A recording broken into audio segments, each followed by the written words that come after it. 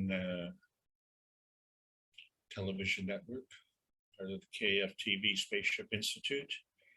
We welcome many groups from around the planet, and we appreciate you all being here. Today's presentation is from the Keshe Foundation Spaceship Education Institute. The subject is plasma science. We're continuing into the advanced understanding, which is a little bit more than the advanced basic understanding. Nowhere near advanced science. But as Jalal said, we're getting there. And today's topic is monatomic.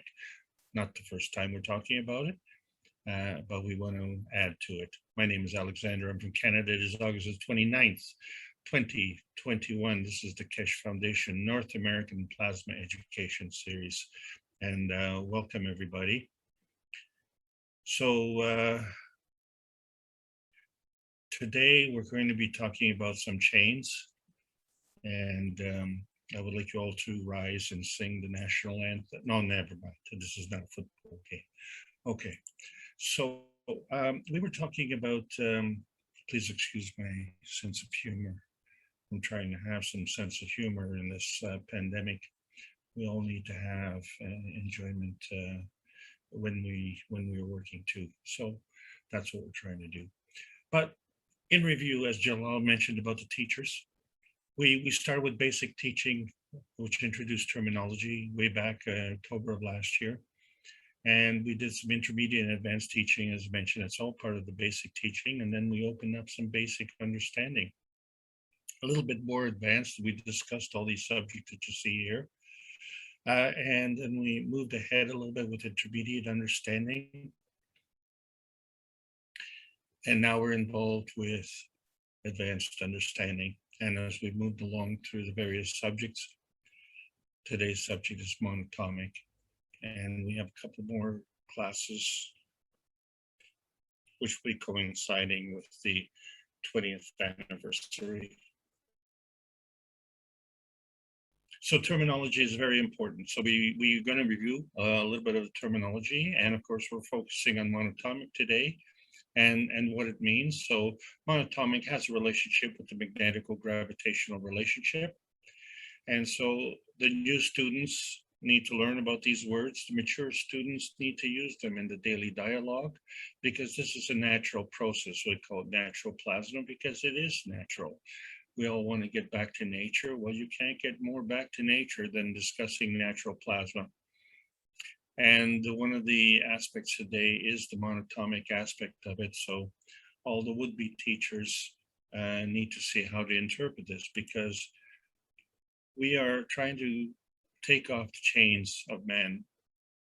We find it in our atomic structure, which is the lowest element, lowest energy level. The elements are all chained together, and some of them are more flexible than others. And we found that when we move into the monatomic state, it was the beginning of the unchaining of man. And so we're going to expand on that, just like our friend the caterpillar there. So we need to review because there are millions of people out there who have no idea as to what we're talking about. And so let's not leave anybody behind, and let's quickly review, because the universal order of the creation of matter is kind of what it's all about. And that was discussed in book number 1. And Mr. Keshe has drawn attention to that book again and again. And the reason for it is because you read and you don't understand. So you reread it and maybe you add to the knowledge. And we can add the knowledge through words. We can add the knowledge through words or through thoughts or through plasma. And so we had to understand the structure of light. And the point is that there is a source, there's a destination. So there is an origin of the universe. And what we're discussing right now is our destination. And in order to understand this destination, we have to understand where we came from. So this is why we discuss the creation of the universe. So most of us have gotten here because of the cups of life and because of the pandemic. And so that's kind of the what we call the corona dividend. And it's only going to pay off if we learn our lessons. So the key point, as the corona is understanding, it exists from energy.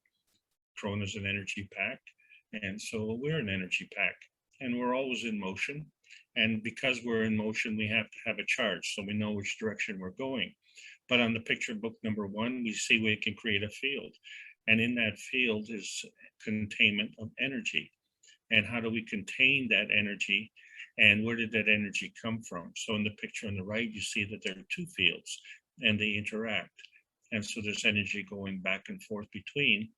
And what are the rules engaging with that? And where did that energy come from? And then, where does it start and where does it stop? And so we say, well, the PM takes our energy in motion. These are energy packs. And when they come together, they create an interaction in a force field and they do their little dance and they create a balance condition, which we call a maggraph. So this is the basis of creation. Now, our point of view is, are we on the product end of the creation or are we on the creation part of the creation? So, and we can be on all sorts of points of view because our interaction with everything is magnetical. And magnetical involves attraction and repulsion. But magnetical and attraction and repulsion to what? So we have to have a context. We have to have a maggraph condition. So from there, we can be magnetical or gravitational. And this is the part that science is generally speaking discounted. We discount our presence. So in other words, when we want to be participants or observers, we want to just observe without affecting the experiment. So we want to extricate ourselves from the universe. Well, good luck with that. See if you can do that. You would be one hell of a magician. See, because the whole thing about the energy, it's either converging or it's diverging. And so there's a gravitational and magnetical relationship, but it also is traveling from one place to another place. And so the cups of life were used to demonstrate this. So you have to understand that the cups of life were introduced for the pandemic, but they're not called the cups of pandemic because there's a lot more that's going on. And what we've tried to do is allow people to see that there is a connection and we're used to wires connecting, but we need to understand that there's a connection of the fields. And how strong are these fields? So, we started with basic nano coding, and that created a monatomic structure. Last week, we talked about the GANs of connection and, how far do these fields go? Well, I don't know. How big is large? So let's start at the bottom, at the lowest energy level. So we have a zinc plate and a copper coil and nano-coated copper coil. And from that, there is a field interaction where we create a magnetical field and a gravitational field. So this gives us a balance. And so when we're looking at the detail inside the cup of life, we have to understand that what is going on inside this cup of life on this low energy level, the methodology is the same as it is on the plasma level. And so we need to use these cups of life as a way of teaching. Teach the interaction of the fields, because 7 days a week, 24 hours a day, we're inundated with our limitations. And there are no limitations in the universe. If you look up into the sky, it's amazing what's going on up there. But you look at our life, well, it's equally amazing what's going on down here, because we're only seeing what we see. We don't see what we're creating. And in this case, we created a zinc and a copper GANs, which affected our physical and emotional stability. And we made a connection with the CO2 GANs. Well, where did these GANs come from? And isn't it interesting? Along also came amino acids, which is part of the protein. And when we create protein, we also create water. This is an important phenomenon to understand, because there's another phenomenon, and that is we have soft tissue, we have flexible tissue, and we have rigid tissue. And the combination of those three tissues allows us to walk, um, shall we say, like a man. And we need muscles to do that. So we introduced a second cup, and the only difference is we substituted a copper plate. And the reactions are the same, magnetical gravitational field. So two cups, both different, but actually working on the same principle. But one is emotional, one is physical, because there's a relationship. And that relationship has to do with field strength. So when we say field strength, we didn't say how strong. And when we say the interaction of the plasma, we didn't say which plasma. And so, quite rightly, when we say, well, one is emotional, one is physical, well, it has to do not with the exchange of energy, which in this case is magnetical, but because this energy flows beyond the field of the cup and it has a personality. So, if we're dealing with the virus, which also has multiple personalities, then we need to keep these cups a meter apart, because once they establish a field strength of magnetical gravitational field strength, they no longer see the boundary of the physicality. This is what we have to understand. How do we go from this limiting boundary to beyond this limiting boundary? And so we have to understand the difference between holding a battery in our hands without being able to hold the energy that's in the battery. And the only way that we can discharge the energy of the battery is when we make a connection. And even then, we can't see the energy. We can only see the form artifact of the manifestation of the motion of the energy. So, maybe we'll turn on a light bulb or play with one of our toys or something like that. But with the cups of life, the virus is an energy pack. So what we want to do is deplete the energy or convert the energy somehow. And we've been successful in doing that. And we have the documentation to show that. So after we finished, which for prevention may take up to 3 days, or for recovery, it may take longer. It all depends, so there is no time frame that is, allocated to that. What we're looking at is creating a field strength. And in that field strength, we create a magnetical force field. And from that, we create a gravitational force field. So collectively, our physicality combines the emotional and physical aspect of it. But who's running the show here?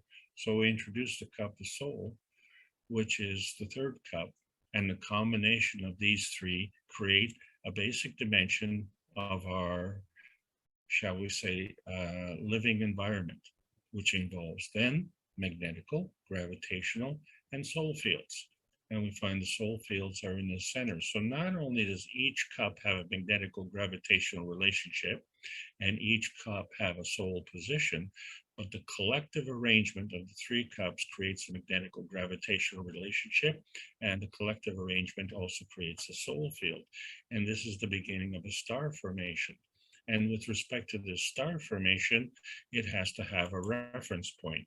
So we had to have two other cups. One is the inertia and one is the earth cup.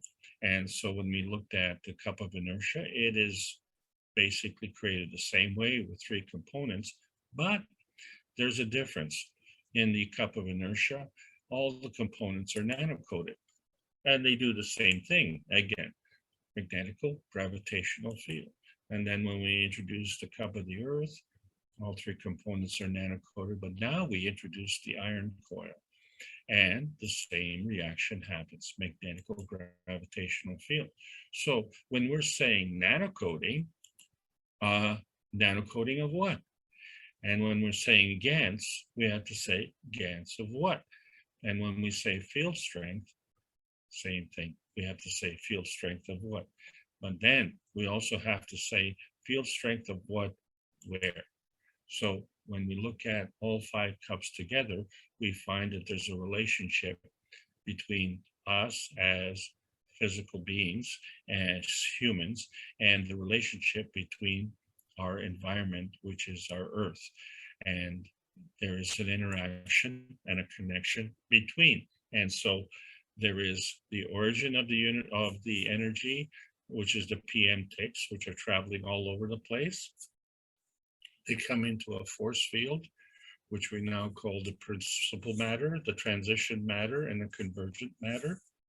This is all part of plasma. This plasma, which creates a maggrav in its gravitational point, is non-visible, non-tangible, and it's a field interaction with another non-visible, non-tangible force field called inertia, which is a representation of the environment. And in our case right now, this is our planet. So our range in motion is based right now on this planet between the ground and the sky. But it's our point of view is from our soul.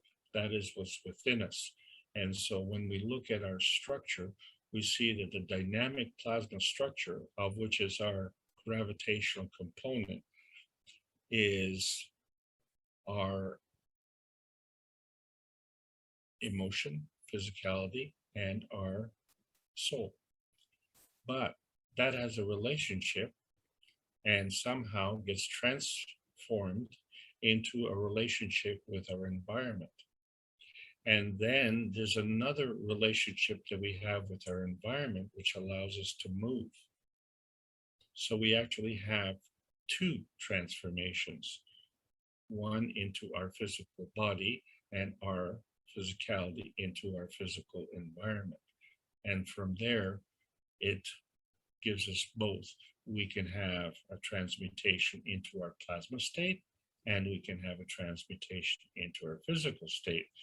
And so now we have a better understanding that we have three levels: soul, emotion, and physicality.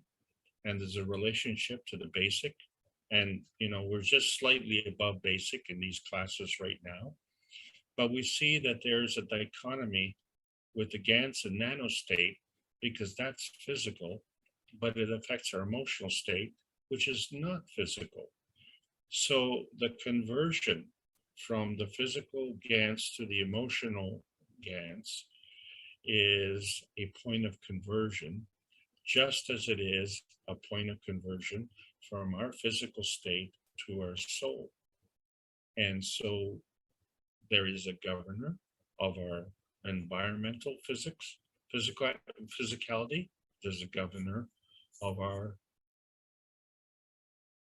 body physicality. So our environmental physicality and our body physicality. And I want to talk about both today. This is why we're reviewing the monatomic structure. So when we look at the various components within, shall we say, our body or our Earth, we find that there are a lot of star formations. This is the basis of the plasma science, is how we go from one point, get into a star formation and create a field. And the most important star formation, of course, is the amino acid, because that is the creation of a structure. But this structure comes from one point, which is the energy in motion. So if we look at the collective energy on this planet, the energy is coming in from the universe. But if we look at our range within this planet, our environment within this planet, the energy comes and goes the same way. So the energy conversion is the transaction currency, and that transaction currency is the plasma field, and the energy is contained in the plasma field.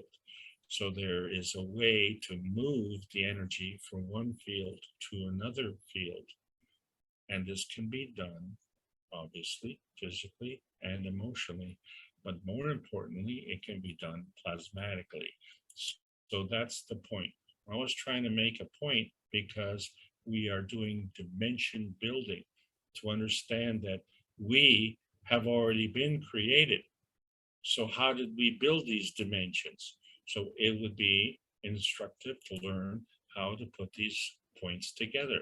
So you have one point, you add a second one, and then you make a connection. And from that, it grows. So from this one little point here, then you say, well, what are the processes to grow from? So why don't you just grab one end and swing the other one around? And then you keep swinging it around as much as you can. And well, you know what's interesting? When you look at the galaxies in the universe, you can see a clear picture of how they're swinging around. And you say, well, how big are these forces? And what are the principles of these forces? And so you'll find that they are, well, kind of exactly the same as the PM ticks, which are energy packs. They come together, and when they come together and they're similar, they create a little dance, and from that, they begin the construction. So we start with an X and Y axis, and then we grow from there. So we learned about the nanoflow, which starts from by nanocoating a copper wire. So that was the basic lesson. And the copper wire in matter state, and we nanocoated it and created a new energy level. And then we looked at the nanowire and we saw that there are gaps in between. And so it's these gaps that create a positioning. And then we discussed the rules on positioning. But the point is, the nanoparticle is a maggraph. The gap in between is also a maggraph. And there's an interaction between the points and the gaps. And it's the strength of the gaps that determine the positioning of the points. That's the point. So as these points get together, they create a position. And so one of the basic positions was a star formation. And as in outer space, we don't know which way is up, and we don't care, because the energy is the relationship between the points, not the environment. Okay, this is exclusive of the environment. It's the manifestation of this form artifact, whether it be in a plasmatic condition or a physical condition. That artifact is a manifestation of the energy. So in this case, it being a star formation. And so we like to see things in reality. So we find that in the plasma science, 1 and 1 is more than 2. And how much more? Well, we don't know. But the thing is that you know that when you have a partner, and if those partners work together, then you can become very productive. And that productivity is a result of the energy that flows between these two structures. So in fact, although these two structures are aggregates of monatomic formations, they work as a team. And that team then becomes a monatomic structure in context. So that star formation becomes a monatomic structure, and it has the same characteristic, which allows the energy to flow. And so we find that this becomes a superconductor at room temperature. And because we don't know which way is up and which way is down, but we do know that the monatomic structure, or the nanocoating structure on that of a nanocoated wire, can be 30 to 50,000 layers, let's say. So we can see that there are many, many opportunities for star formations. And in fact, that's one of the things that makes it so strong. So when we look at a fatty acid and we find that its construction, and here we have an 18-chain fatty acid, we find that there is a balance of energy on the top and the bottom, but on the left and the right, there's a difference. So we understand from surface to volume ratios that the left is being bigger is going to be positive, and the right-hand side being smaller Smaller having a higher surface to volume ratio, that's the negative charge, that's the giver. So the energy that is getting into this maggrav condition is being given out on the right hand side. And this is a straight structure because there's a balance of fields on the north and the south, right? And so this forms a chain. Well, this brings up a question, which is why I brought up the subject today. When we look at an energy parceling unit, we can see that water is the universal solvent on this planet. And water consists of 2 hydrogens and 1 oxygen. But we know that the oxygen is at least 8 times stronger than the hydrogen. And so it takes 2 hydrogens to balance off 1 oxygen. So even if the oxygen is 8 times stronger, instead of being 8 to 1, it's 8 to 2. But how does this become a maggrav? And when you look at the water droplet, and if you look at it in slow motion, you will see that it's perfectly round. Well, how can it be round when it's not symmetrical? In fact, it's asymmetrical. And then with the negative hydrogen, it has a direction. So how can this thing be round and have a direction? Because if it's round, then round and round she goes, and like where she stops and nobody knows. And then they say, oh, you know what goes around comes around. Okay, well, that's kind of like a dog chasing his tail, isn't it? And so it's a good thing the universe doesn't work that way. But this is when the energy flows in a straight line. So how do we go from this essential fatty acid, which is a rigid straight line, into this curvature here?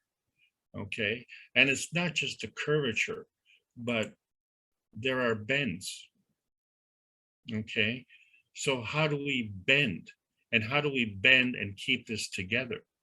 And then so we created a star formation by simply changing the relationship with respect to position. That's all it is a change in position. And so when you look at the star formation, and yeah, it kind of looks like the Canadian maple leaf, but it kind of also looks like humans. We have a head, 2 arms, and 2 legs, and a body. But let's just look at how these things move. And that's the point. Energy is always in motion. So we're kind of just taking a picture. So let's see if we can bring this chain around this circle. And if you let your imagination run, you could say, well, maybe this kind of looks like a brain, or maybe it looks like a heart. Let's see, I say it's like a brain. You have 2 hemispheres. You have the soul in the center, and then you have the spine on the back connected to something. Or, maybe it's the heart, and that's kind of connected to the brain, but where's the connection? So let's look at what's going on in the body. So when we look at our cells, which construct our body, we find that our cells take these fatty acids, and the 2 red legs that you see on these phospholipids are the fatty acids, and they are straight, and they're connected at a head, and they are in 2 rows like soldiers, and they face each other. And this is really a good thing, because these fatty acids are oily, and we are 75% water. And if we did not have this transition zone, which separates oil and water, we not only would be bags of Gans, but we would be bags of mush, because there would be no inside and outside. It would just be a complete mishmash of everything. So fortunately, we have hydrophilic heads, which love water, and we have hydrophobic tails, which don't. And so we keep water on the outside and we keep water on the inside. So the in between is the transition layer. And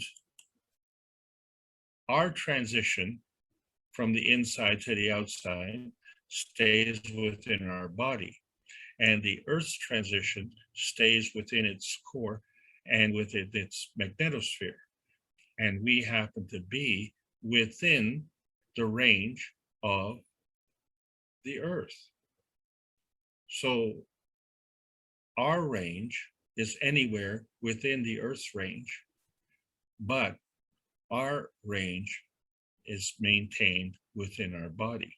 And so in our body, we have this gravitational relationship and we have this magnetical relationship, which are balanced. And then outside our body, we have an aura, which represents our magnetical field. And then inside our body, we have our soul. And now the question is, if we have a balanced condition on the north side of the phospholipids and a balanced condition on the south side, how do we get these curves? So when we look at the action, let's say in alpha linolenic acid, and we say, well, that that we call that omega 3, 6, and 9. What happens on one side, we get rid of one of the hydrogens. Okay, so now we have a bigger gap. Because we have a bigger gap, the repulsion strength is weaker. And it's weaker than it is on the other side. So we have a bending. So this is how we can create a bend, just by eliminating one of the hydrogens. And so we found through this progression in a previous class that we can create a bending in all the joints. And if they're done uniformly, then it works very efficiently. But in the process, the convergence of the energy flowing through these bends creates oxygen, and it also creates water. So now we see that somehow, some way, when we look at these phospholipids, they encapsulate each and every cell. The phospholipids actually go around in a circle. Well, first of all, how does the energy come in? How does the energy go out? And how do you bend when the one side equals the other side? So you have a balance between the north and south, or shall we say a balance between the outside and in. How is that possible? So something else is going on. And so this is what we talk about, the transmutation of energy. So what's going on in the PM ticks and how they do a little dance, what's going on in our cells and how our cells can be created and then actually grow and manifest into organs is the same thing that we have happening in the rest of the universe. So when we want to look at what's going on, all we have to do is change our point of view, but our point of view has a reference point, but the rules are the same. So there's an in, there's a connection, and there's an out. And the thing when we look at, like we talked last week about the GANs of connection, we've seen in a daisy chain. And when we say daisy chain, is when we can have things at the same level and they connect to each other and energy flows. And in the example I used last week, there was a connection of water. And so the water was flowing as long as there was water coming in and it was allowed to go out. So then the water could flow in between. And so we've seen that had to do with connection. And each of these, you could put as many structures in the row, and they would all be self-contained monatomic structures, but they can daisy chain to each other so the energy can flow. So how many in this connection? Well, I don't know. It all depends. And so when we look at the periodic table of elements, we found that we have a whole bunch of what we call transition metals. And so these transition metals take us from here to there, and they have these characteristics. So if we review the surface to volume ratios, we find that by putting a bend in the road, we have created another dimension, and we have created another flow of energy. So where we had 2 negatives and 1 positive, now we have 3 negatives and 2 positives.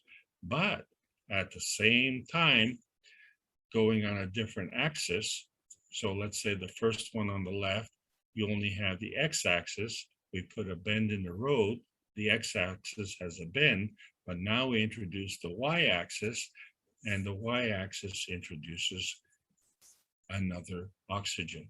So we have 3 negatives and 3 positives. But wait a second.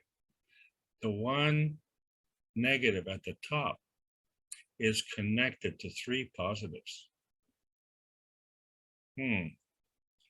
How is that possible?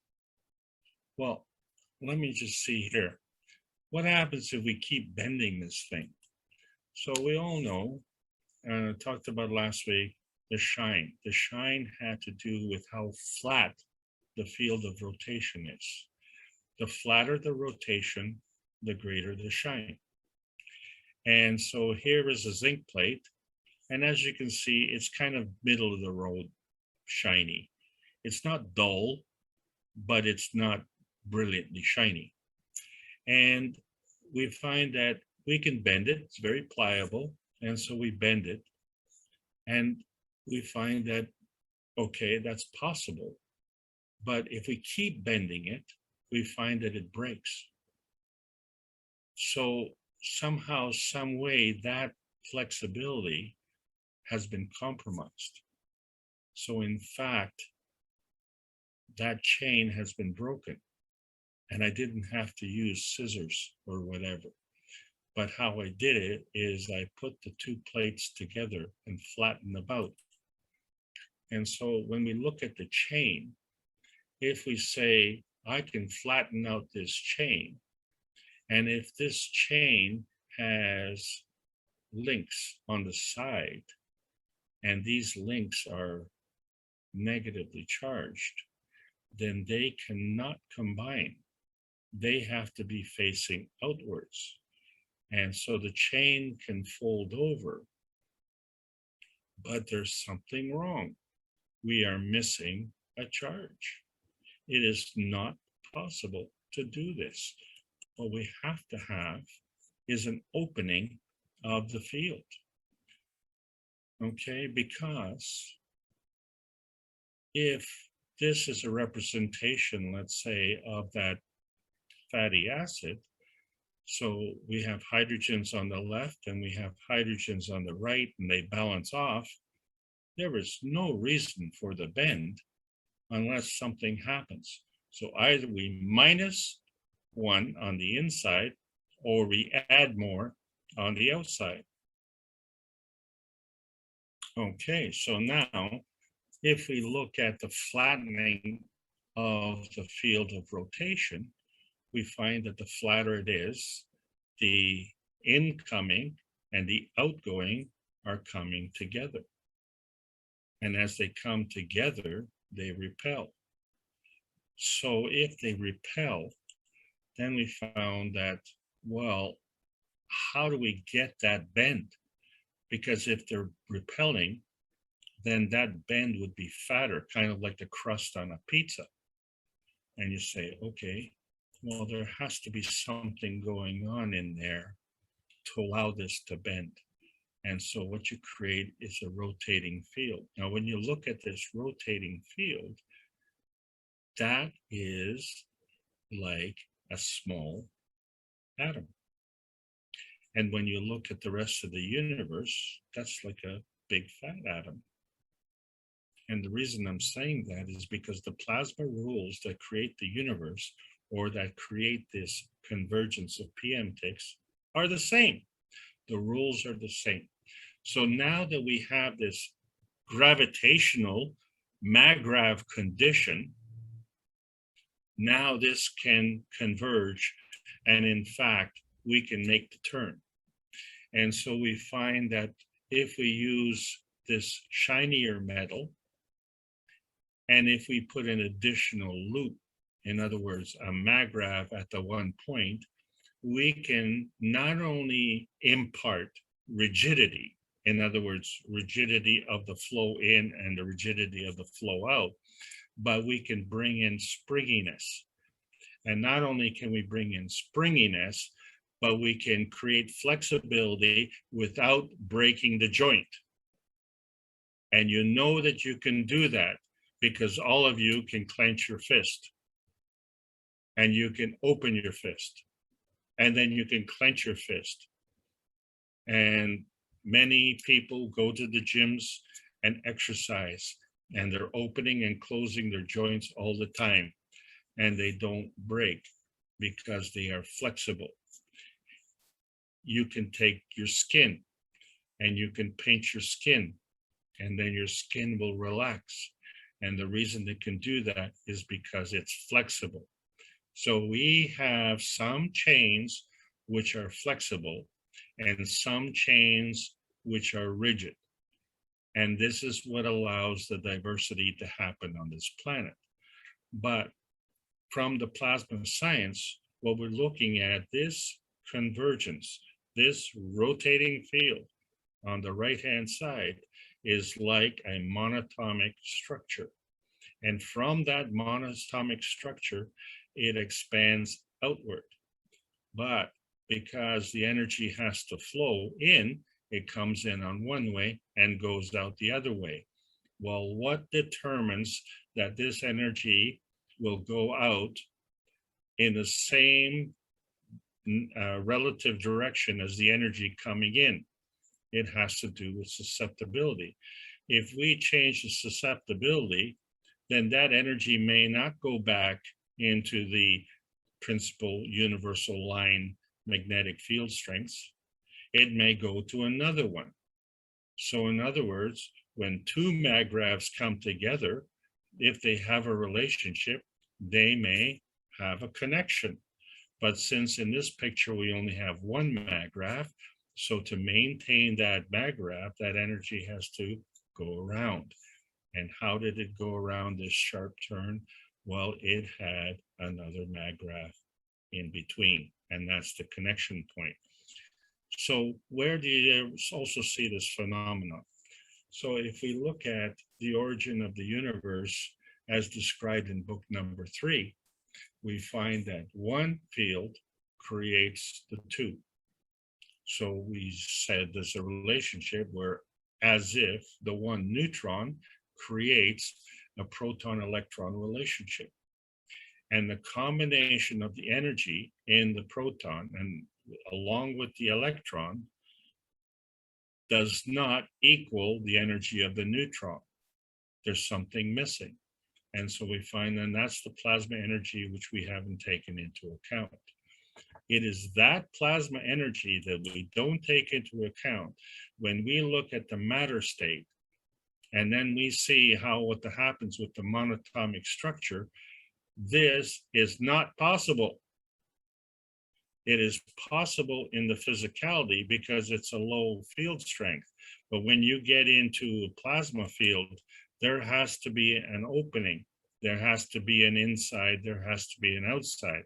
This is how the nanoparticle becomes a Gans particle. A Gans particle is like popcorn. So you take this nanoparticle in the center and you pop it out. It is this popping out that allows curvature. This allows curvature. So when we look at the essential fatty acid and we see that we have a carbon link, as if this carbon link was this chain, and we see that we have a hydrogen on the north side and a hydrogen on the south side, and this chain is rigid. And that is because there's a balance of repulsion and attraction between the hydrogens. It is not possible to have the same energy on the one side and balance it off with the energy on the other side where you have compression on one side and exposure on the other side. Something has to happen. The fields have to open up. So in other words, something is not something what you think it is. What I'm saying is that we have a nanoparticle, and then we have the energy. And in order for that energy to move, it has to open up. And this is what we're talking about with respect to the plasma science. In order to move up to a higher energy level, it has to open up. It is this opening up which allows this to happen. First of all, you have a balance in the water molecule between the hydrogen and the oxygen. That creates a mag-grav condition. But the water molecule is a universal solvent, and it makes life possible on this planet. And as you see how the water comes in contact with other water, there's a bumping, and this bumping action creates waves. So when you look at the crystalline formation, and they say that these hydrogen are at an angle of 104 degrees plus apart, 104 degrees being slightly more than a right angle, which is 90 degrees. That's an arbitrary position because in liquid form, the water is constantly moving. So these hydrogens are bumping back and forth, not always at 104 degrees. So what happens when they bump with each other and they bump harder? Then they create waves. And as they bump harder and harder, the waves get higher and higher. And then you can have the turbulence. And all of this is a representative of the environment and what happens. So this energy is constantly in motion. Now, if we didn't have this flexibility with the water, and if we didn't have, the fact that we're 75% water, and if we didn't have this flexibility in our skin, and if we didn't have this forgiveness with respect to our gants and the cushioning of our gants, we could never play American football or rugby, because those sports involve extreme physical contact. And yet it's possible. And we use that as entertainment. And so this is this springiness. We have a rigidity, we have a springiness, we have a flexibility. All right. And so this comes in from the changing of the energy states and the fields. So just because we have these physical characteristics, when we see the linking of everything together, we can see that we can create these bends. Some bends are soft bends, some bends are extreme bends. So if we take this chain now, we see, well, we have created two legs, and we see that the rest is a body. And inside the body, we have a heart, right? Well, what is the heart connected to? So maybe we need to have a head. If you have a body without a head, it's hard to work. And so the chains around our head have an effect. The chains around our body have an effect. And what that is, it creates our physicality. And when we look at our physicality, all we see is our body, but what we don't see is the substructure. And what we have to understand, just like in water, there is a substructure. Just like in our cells, there is a substructure. So there's an inside and there's an outside. And somehow there is a curvature. And the only way that we can have this curvature, even when you're looking at the spring relationship here, this is a springy metal, and you can see how it curves around and it has a relationship. So the strength of the core is representative of the strength of the magnetical field. The strength of the core is the gravitational, the outside is the magnetical. The stronger the inner, the stronger the outer. The two are relative. So when we look at the basic oxygen molecule, we find that the oxygen molecule consists of 8 neutrons and 16 electrons. So to have this positioning, we have to have a relationship where we have a compactness in the center and expansion on the outside, just like our safety pins. And to understand this in life, look at what happens to this daisy. And we talked about last week, and we'll look at the yellow component in the center. And you see that each of these formations is a hexagonal formation. So each of the formations within the formation is a structure within a structure. So we have a hexagonal structure within a round structure. The way the structure is created is through a rotating field. And then at some point in time, the same energy is applied, but the manifestation of that energy changes from this yellow circle in the center to these white petals on the outside. And you can see that the structure in the center is round, whereas the petals on the outside are kind of flattened. If you look at the circle, these petals are very flattened, and they're in fact somewhat pointy at the ends.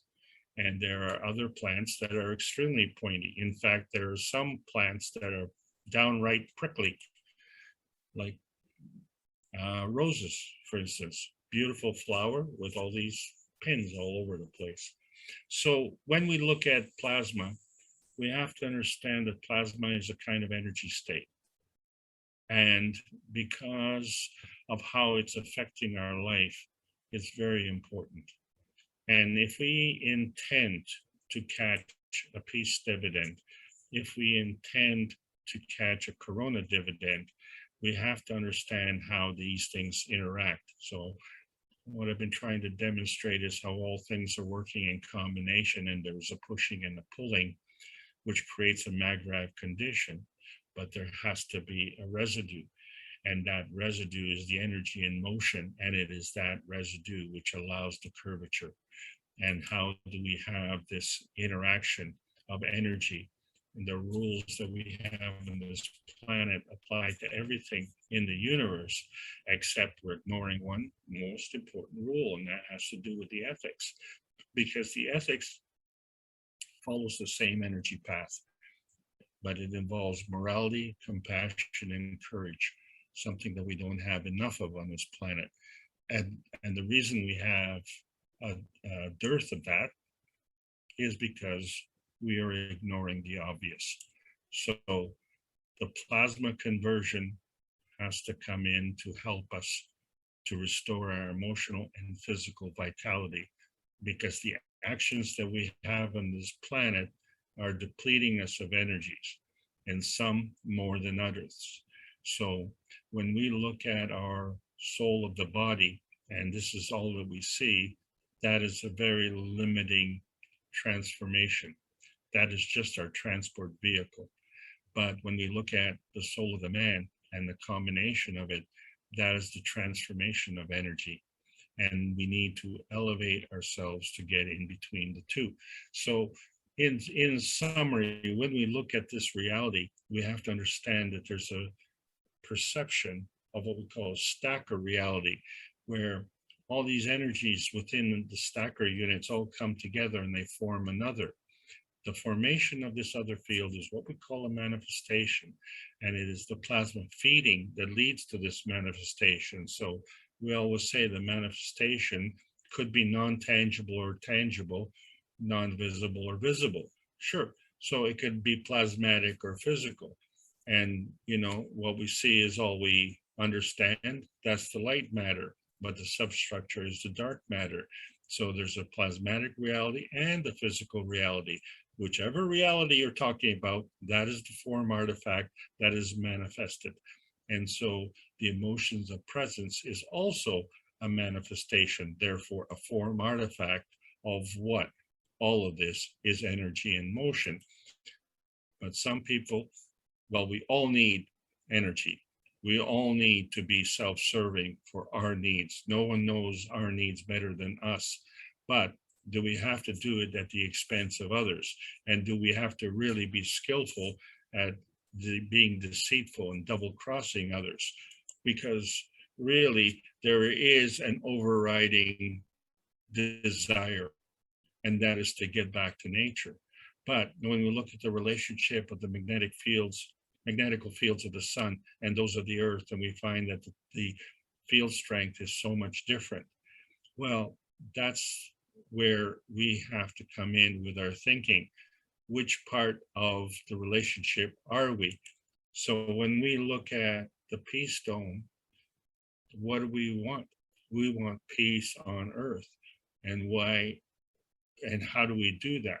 Well, we do that. We can do that physically. In fact, there's a lot of things we can do physically by not doing a lot of things physically, but it's through our soul intention. And so the field strength comes from the monatomic seed. And this monatomic seed affects both the soul of the body and the soul of the man. But as we said, microcosm, macrocosm, the soul of the body can be the seed of the soul of the man as well. And so when we look at this peace dome, we see that this is our ticket to the universal community. And we do this every night when we take the chains of man and we release the chains to allow the soul to travel. And so now we're coming to a new point where we can take our physicality with us if we wish to do that. So we have to understand about the soul feeding. And so this is the physical destination of our dynamic transfer state, but we can also do a physical transfer because by changing and opening up the field. We open up the field. So when we look at a Gantt bowl, each of these negative points is diverging. And each of these is a graph. And each of these is monatomic.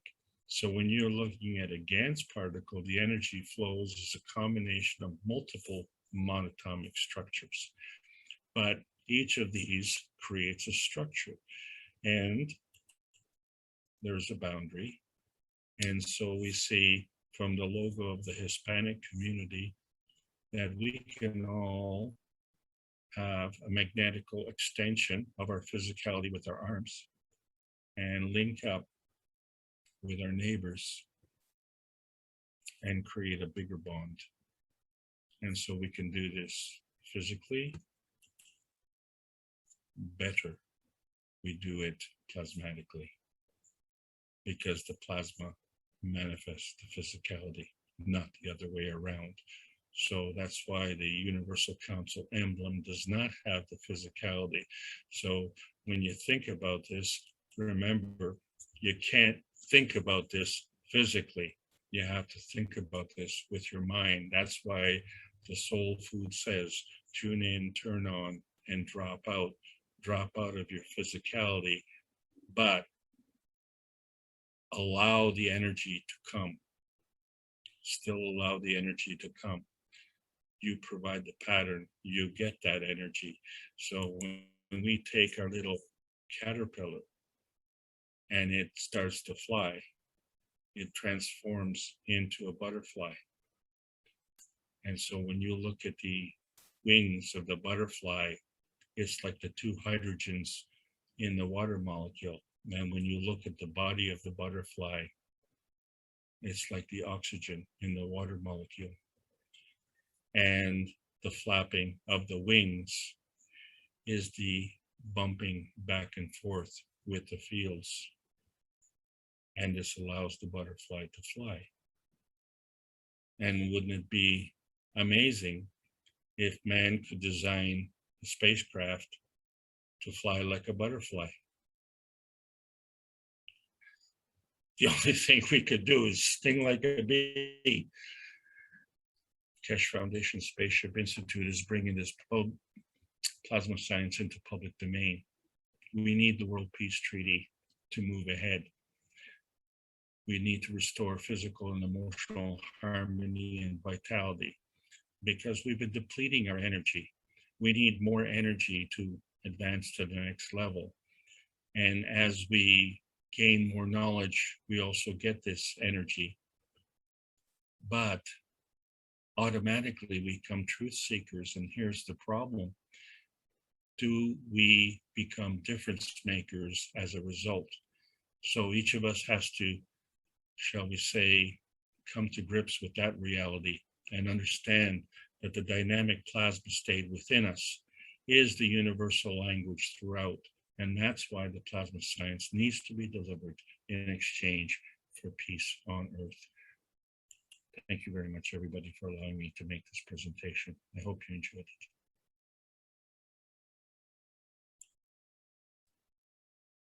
Thank you, Alex.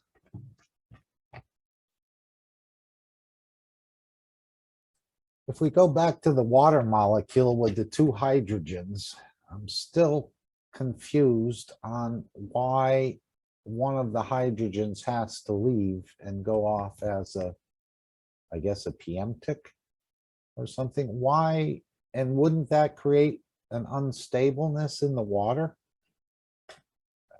I think I'm missing your teaching on this. I know you say it creates a hydroxyl, but I'm not sure about that either. Well, this is why I keep repeating this class. Yeah. Because it is a tough thing to understand. Okay. So it's one of the very first ones, I think. And you always use it, but yet I don't feel I've understood what you're trying to convey there exactly. What I'm trying to convey. The other, no, the one before. I'll find it. Okay, let me see if I can find it faster. And well, this is the one that you're asking me about, I think. No, I'm asking you the one with the two hydrogens and the one oxygen. And then you always say it has to give up one of its hydrogens. Okay, I got it. To do cleaning, or in other words, the water gets dirty. What is it doing there? I wouldn't think it would have to give up a hydrogen, otherwise it changes its structure. Or maybe it is changing its structure. No, it's right in the, I think. Is this the picture? That, yes, that's the one. Well, you see, this is the anomaly. The hydrogen is 8 times stronger than I'm sorry, the oxygen is 8 times stronger. So how is it possible to be a maggrav? How is it possible to be around?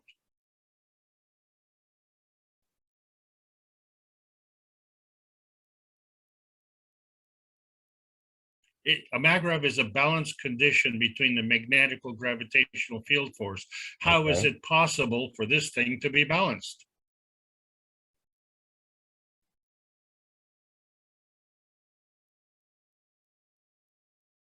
If I took a teeter-totter and I put 2 hydrogens on one side and the oxygen on the other side, there wouldn't be much teetering or tottering. The oxygen would be, right? Yeah. Okay, so something is going on.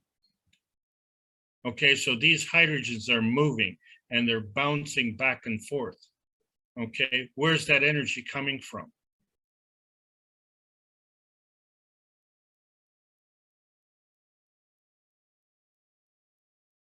We're not asking these questions. We go through, school and universities and PhDs and everything, and we don't ask these questions. Ask this question: where is this energy coming from?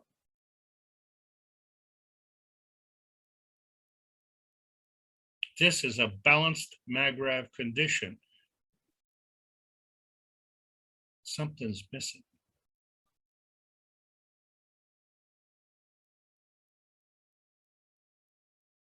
That's the point. Alex, this is Ed. Hi, Ed. Good afternoon. I'm not sure if I understand either, and I'm not sure what your question is pertaining to. But could I give how I see this MAGRAV balance thing? By all means. The way, and I don't know if this is entirely correct or not, but Mr. Cash has taught us over the last couple of years that at the plasmatic level, the energies are different strength levels. They're not physical components like a hydrogen and an oxygen, but each one is a plasma of a strength level.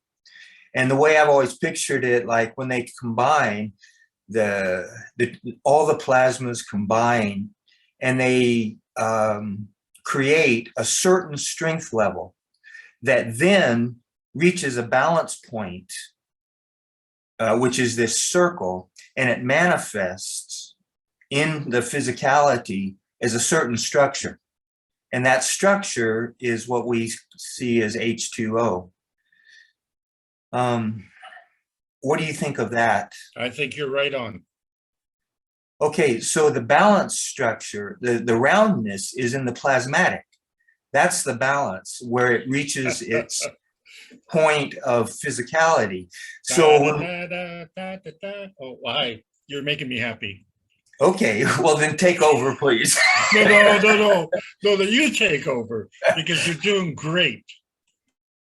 Well, that's just the way I see it. I mean, I see all of these atomic structures that we've been taught in school and stuff as a representation in the physicality of different strength levels of plasma and how they manifest themselves in this environment. Like Mr. Cash always teaches us, our body is this manifestation in our environment of the human plasma, you know, all of its tentacles and arms and different appendages and all this stuff like that. And so our environment dictates the structure of a strength of a MAGRAV plasma in certain ways. And that's what we're seeing with all these atomic structures, I think. So the question is how, I don't know, I've always not made the connection between the plasmatic and then manifesting in our environment. I know it's a result of the interaction of the two, but I still can't honestly put it together. I guess if I could, we would understand how to manifest the plasmatic into the physicality. And I know we're working towards that, but anyway, I think that's what I've got for now. Sure. So you look at your own progress. Okay. And every week you're getting more and more confidence in your understanding. All right. Because there's a consistency to the teaching. There's a consistency to my teaching. There's a consistency to Mr. Kesh's teaching. My teaching and his teaching are different because we're different people, but we're talking about the same subject. And it's not unique to us. You have it as well. And, I see the progress in your explanations. So let me be perfectly critical. You are always very, very unsure and uncertain because you've got your feet planted firmly in midair. You need to be grounded in your knowledge, and you have to understand and then make the connection from there. And you are achieving that. I think you have a tremendous potential to be an absolutely excellent teacher as soon as you start to grasp this. And it's just going to happen at the snap of the finger, because there's something that is preventing. There is a restrictive boundary. And when we break through this, the same thing that happens to these safety pins, they get unlocked and they pop open. They don't explode, they don't disintegrate, but there's more that's going on. And now they become receptors for more. All right. So you become more to be able to do more. And as you become able to do more, then you have to open up more. And this is not a problem. This is just part of life. This is part of what growing is all about. So knowledge and life are for learning, and knowledge as it's acquired gives you further opportunities. Now, is the knowledge restricted to only what you get in school or what you get in the classes? So it's just like religion. Is religion restricted to what you do in the church? If that is, then for the few hours that you might spend in the church, then the rest of the time you're not doing much. So when you look in outer space, there are no classes, there are no churches, there's no banks, there's no supermarkets, and there's no big box stores. And why not? So why is the answer.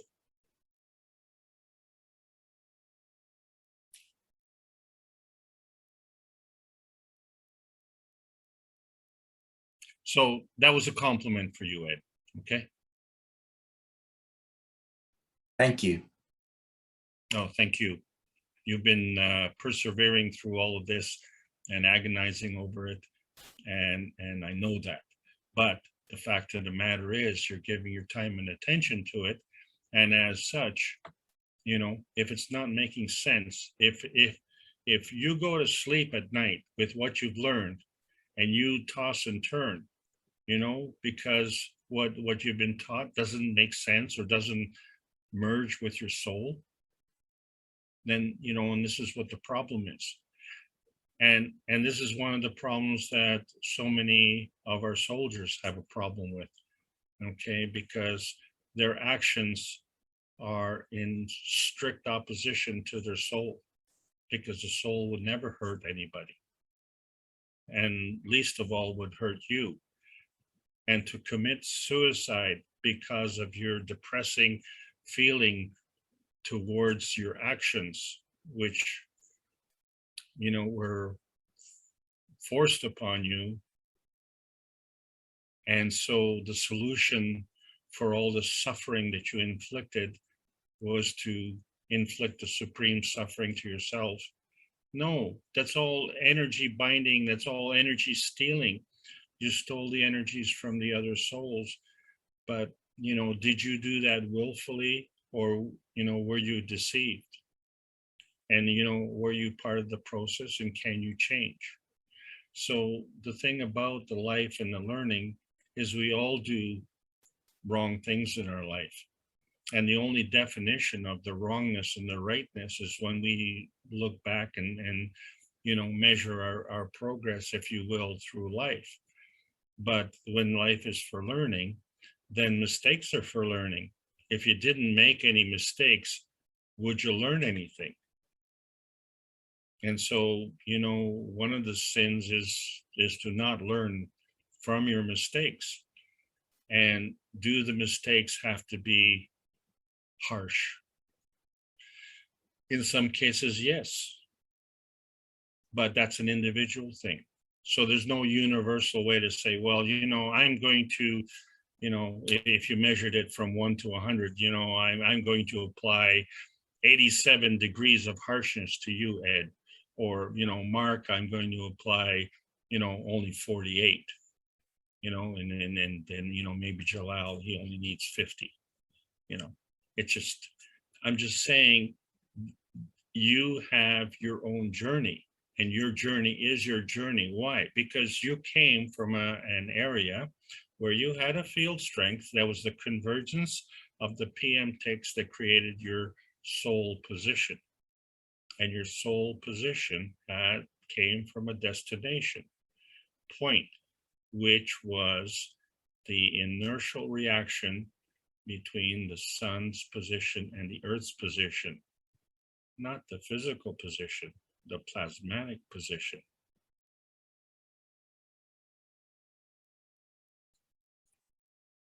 So the field strength of the sun doesn't go from the sun to the earth. It goes from the sun to the outer edge of the solar system. That's why they call it a solar system. It is the sun's system. And all the planets within that solar system are magravs, just like you and I. And our range within the solar system is within the distance between the outer edge of the solar system and the sun. Our preferred range is with the solar system of the Earth system. The Earth system is between the gravitational core of the Earth and the magnetosphere. So that's our range. And we're using our body as our transportation vehicle. Okay, well, that's great for starters. We are in the kindergarten. Now we have an opportunity to move up. Do we want to move up? We all have that, as Mark said. It's part of our free will. So how you use the knowledge is up to you. And if you use the knowledge, it's up to you.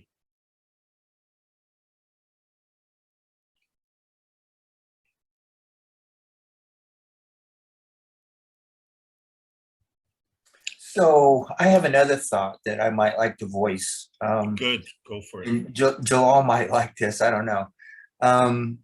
Jalal was earlier talking about, I can't remember exactly what he was talking about, but what I was thinking while he was talking is that we all want to know and understand this plasma science so badly, and we just can't seem to put it together. I mean, we're getting further and further along and we're putting things together, but it's like the path that Mr. Kesh was talking about in one of the last teachings and stuff, where we can progress physically in our understanding, but it takes thousands of years. Or we can go the route of, soul interaction with all of the souls in our environment, and we have access to all the knowledge of all the souls and stuff. But but this desire to know so badly, I'm wondering, I've begun to think that wanting to know so badly is a trait of our physicality. It's our brain that wants to know all this stuff. Our brain is trying to put this together, but the understanding is at the soul level.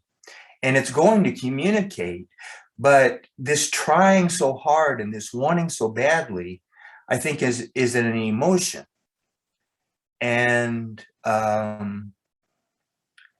what I'm getting at is if we need to identify this wanting so badly as part of our physicality and let go of it and detach from it. And maybe this will allow us more to gain the access to the soul levels that we're looking for. Period. What are your thoughts? No, put a period right there. No, you got it. You answered your own question, and it's a profound answer. You see, we want to take our physicality to become more, soul worthy, which is a crock. The thing is that the purpose of our physicality? Or is our physicality the purpose for imposing our physicality on others? So it's our absence of a purpose. It's our absence of a sense of purpose and understanding that is causing our physical problems. Our physical manifestation is as a result of our soul intention, and the substructure is our emotional manifestation. That is the connection. That is the emotion of presence, is the connection. It's the connection between our past and our future, and it manifests itself into the present. And so, quite rightly, nothing you've ever done in the past will either qualify you nor disqualify you from anything in the future. We all have this capability. It's only when we get in our physicality that, you have to have this qualification, you have to have this degree. Really? Okay. And that's the same past that you had when you were born, isn't it? Did the one person who was born was born in the womb of the mother with, you know, a special pass, a special certificates, right? So I think that's something that we have to, you know, take that into account when we're making a decision. Where I'm going with this line of thought is this: what we are giving our time and attention to physically, in my opinion, is not a scheme big enough. Our schemes are too small. We see ourselves as too small. And when we do that, we have diminished returns. So our returns are based on what we can do physically, while our returns should be based on what we can do plasmatically. The thing is that by concentrating on our physical capabilities, we limit our capabilities. So as you said, you know, drop out of your body and have trust in your soul. But does that mean that our physical manifestation is purposeless? And so I'm just going to answer that question because I asked that question a long time ago. And the answer is the soul has a limited range within its dimensions. The physical dimension is beyond the range. So the physical dimension is within the physical range. So the soul is using the physicality to manifest its intention in the physical range. But because we're disconnecting ourselves purposely from our souls, we are then, you know, rudderless. We're like a ship without a rudder. We're like a car without a steering wheel, or, you know, a chicken with its head cut off. We are running around like crazy.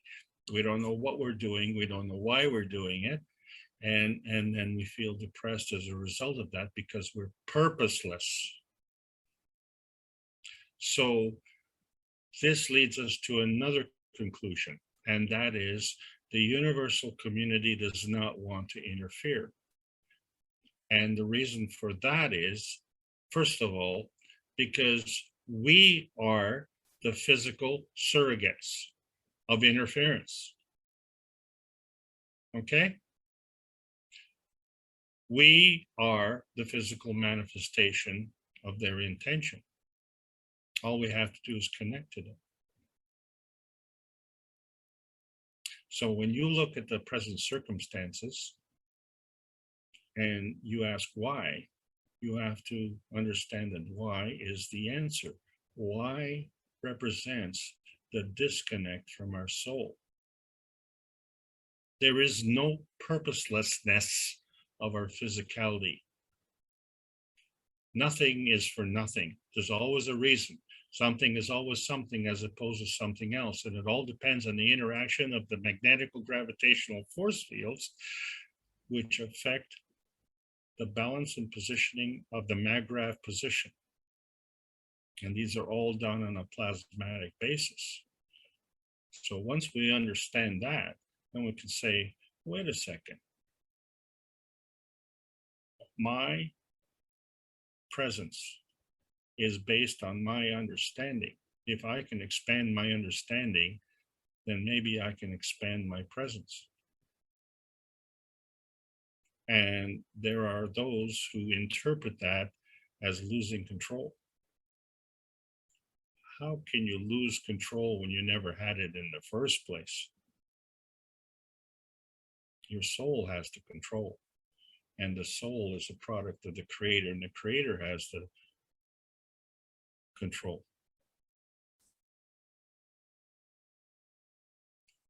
Our physical manifestation is an out of range addition to the capability of the soul.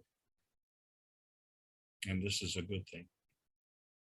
So, you know, and one of the reasons that it's so intense this battle is so intense is because we are in heaven. It's a great place to be. Thanks, Ed. Yeah, I really appreciate what you said. The way I always looked at it when you talked about the purpose of the physicality is that Mr. Cash has always taught us that there are things that can be experienced in the physicality that are, the soul desires. Everywhere you go in the realms of physicality, there's wonders to experience in the physical nature. And if this is so, and there's things that the physicality offers for the soul to experience in the physicality, then there's things to be learned in the physicality as well. Those experiences that we go through and that are directed by the soul in the physical realm result in learnings that maybe aren't accessible other places. So I know there's a purpose for the physicality. I can't say I always understand it or know it, but it was a decision that the soul made to experience the physicality. And so then there's also things to be learned. All those experiences combined will result in I don't know what, an understanding of the soul.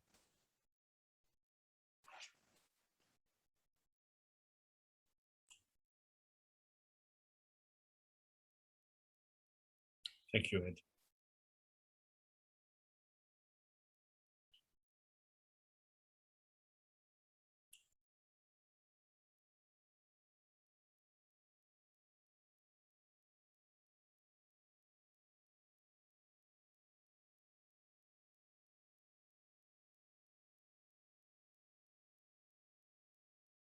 Anyone else would like to come in? Make a comment or ask a question? We do have 40 or more stars here. And if you don't take the soul of physicality with you, you won't be able to manifest perhaps anywhere else as your physicality. Even though you might look different, you're still you. As Mr. Kesh said, you move your finger, you'll find out it's you on the moon. Yeah, there's one thing I'd like to add to that, Mark. Please. So to maintain your soul of physicality in this position consumes a lot of energy. And if someone steals that from you, then they have to expend that energy on your behalf. This is why some souls progress and some souls deplete. And that's the problem on this planet, is that there's a delay in consequences. I had a discussion with a very important lady in my life. And her name was Mother. And she was always afraid. And I asked her, at what point in your life do you figure you'll stop being afraid? When you're born, when you graduate from high school, when you maybe get your first job, maybe when you turn 30, or maybe when your family grows up, maybe when you become a senior citizen, maybe the day before you die, maybe the day after you die. What are the rules for that? When does it happen? And she thought about it for a minute, and she says, how about right now?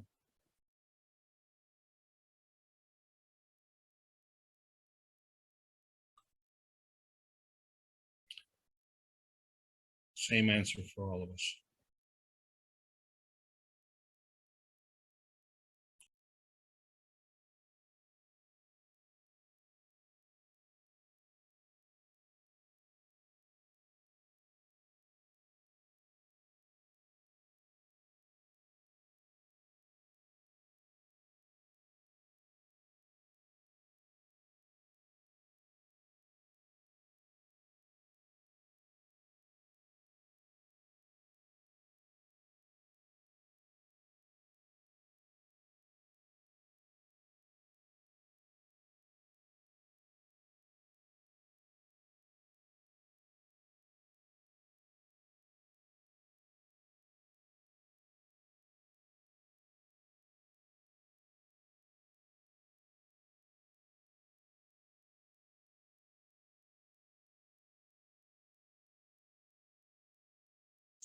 Is it Silence of the Lambs?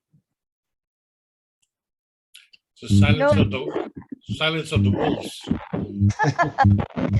Thank you. The silence, the mother is thinking. I mean, kind of. Thank you very, very much, my dear Alex. So beautiful teaching. Thank you, Mark. Thank you, Ed. Thank you, Jalal.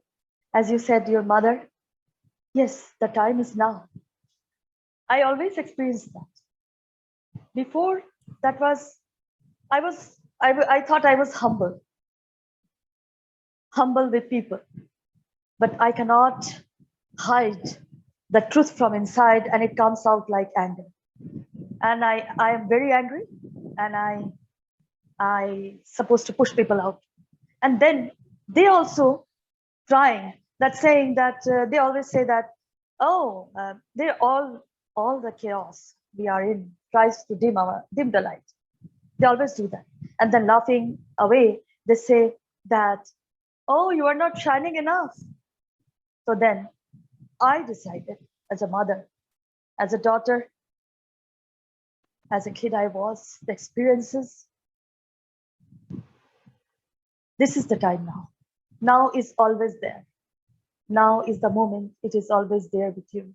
And then the I am present come. And the services to all comes.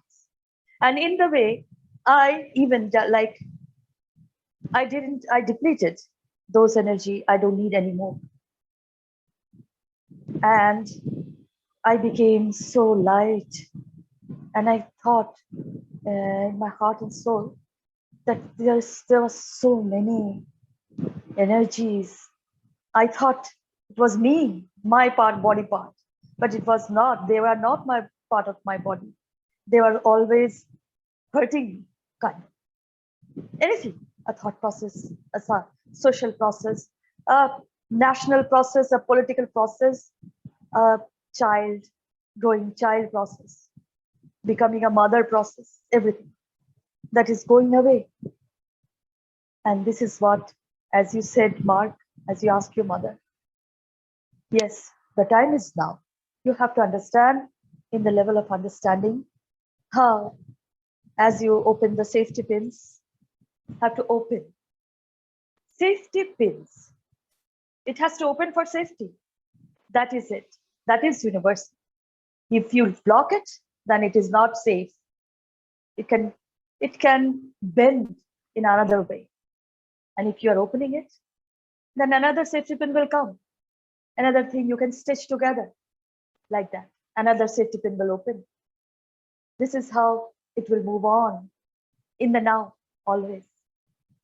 So now is a very, very intense, intense energy, always present. And this is what I understand. As a mother, now, I was also very ignorant at that time, like your mother, Alex, afraid of everything. If I'm making food, maybe they don't like it. And it does happen. I faced always criticism by my way of talking, by my social, not so very reliable person, kind of that. But then I learned from it. I learned that what I want to do, the truth, I have to say that. I have to say that. Please don't come. Like sometimes I say, please don't come. Please don't come. And sometimes I say, you are welcome. Go away. Don't come again. And sometimes I say to somebody, oh, you are so welcome. My heart is open for you, as we are doing now. So depleting those, saying the truth, it may hurt, but you are not welcome anymore. That's it. This is what the heart became, as the virtue of the heart is courage. Also, compassion, courage. So this is what has been done by many mothers for many, many eons. So this is what I want to share, Alex. Thank you. Thank you so much. Salam, namaste, salute.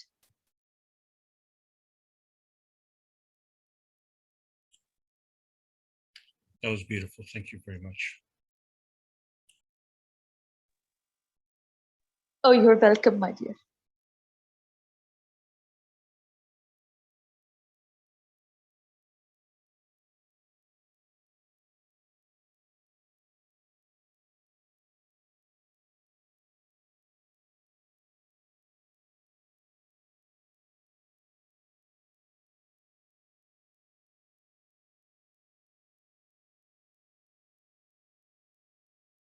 Anyone else have a thought or an idea they'd like to discuss? I know in certain countries, they're actually telling their population not to talk to each other to prevent any spreads or different things, but we're not there and we're not going to go there. Hopefully we're going to be relieved of some of this in the very near future, because it is building up to the point where people have really curtailed many of their activities or their thoughts, or they're not even sure what's right to do anymore or not right to do anymore as far as the rules go within the governing bodies.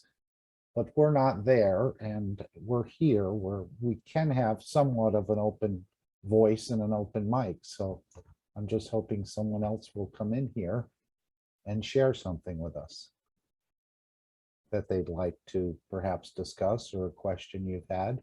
And it doesn't have to be a complicated one.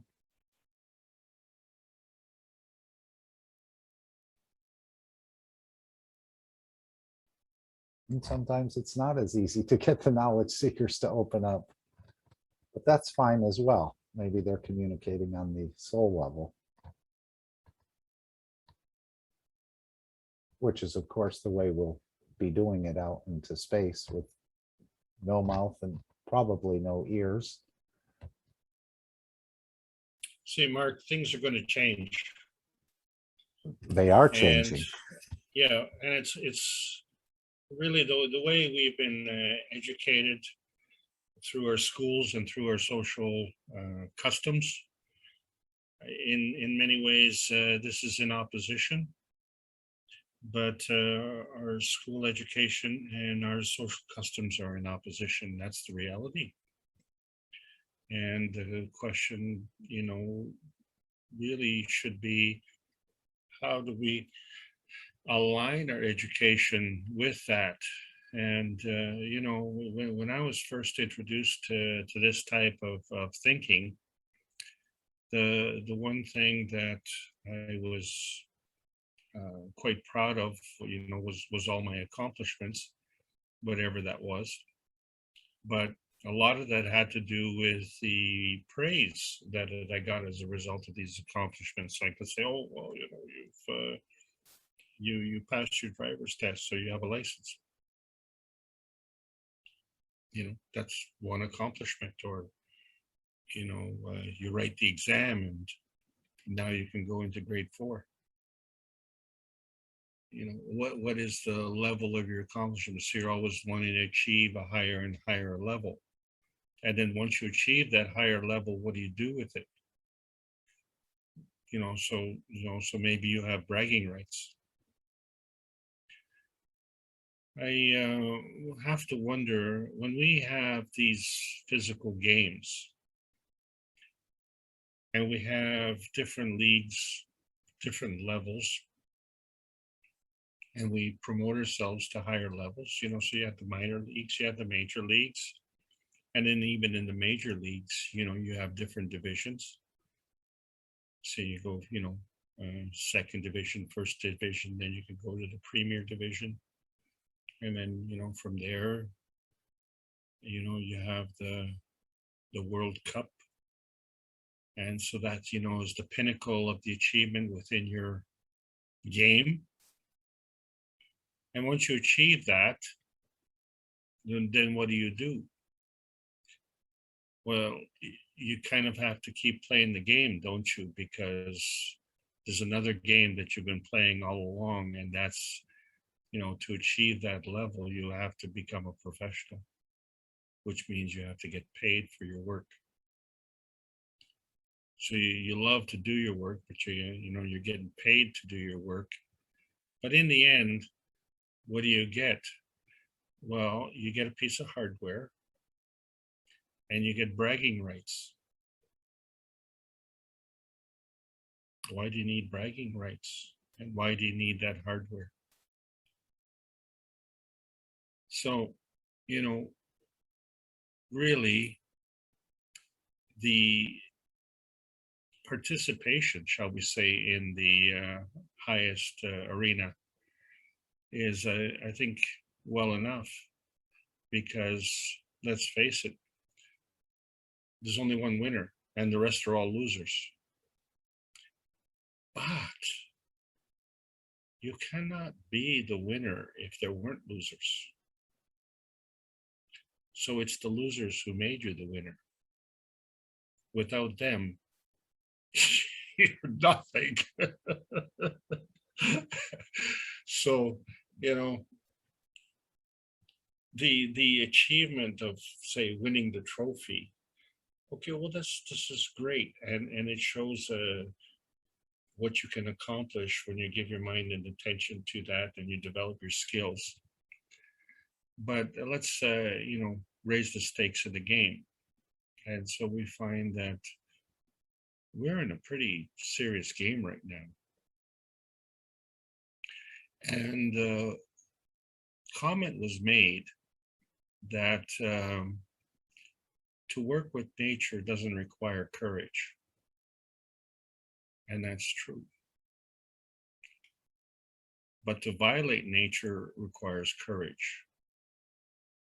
I don't agree with that.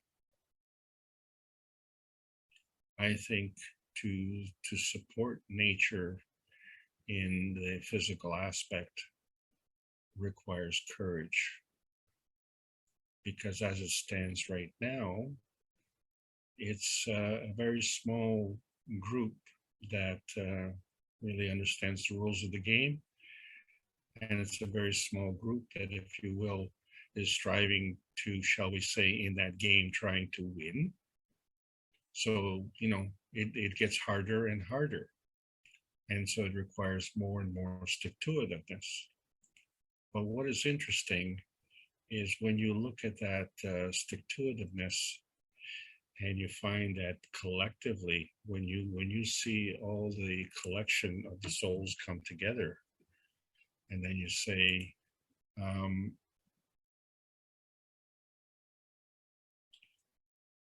sorry, it's my screen.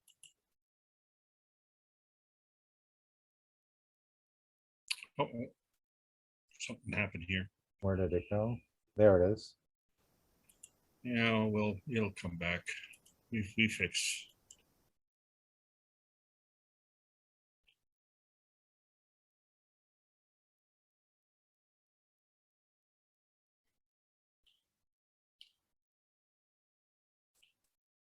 Each of us has to have our own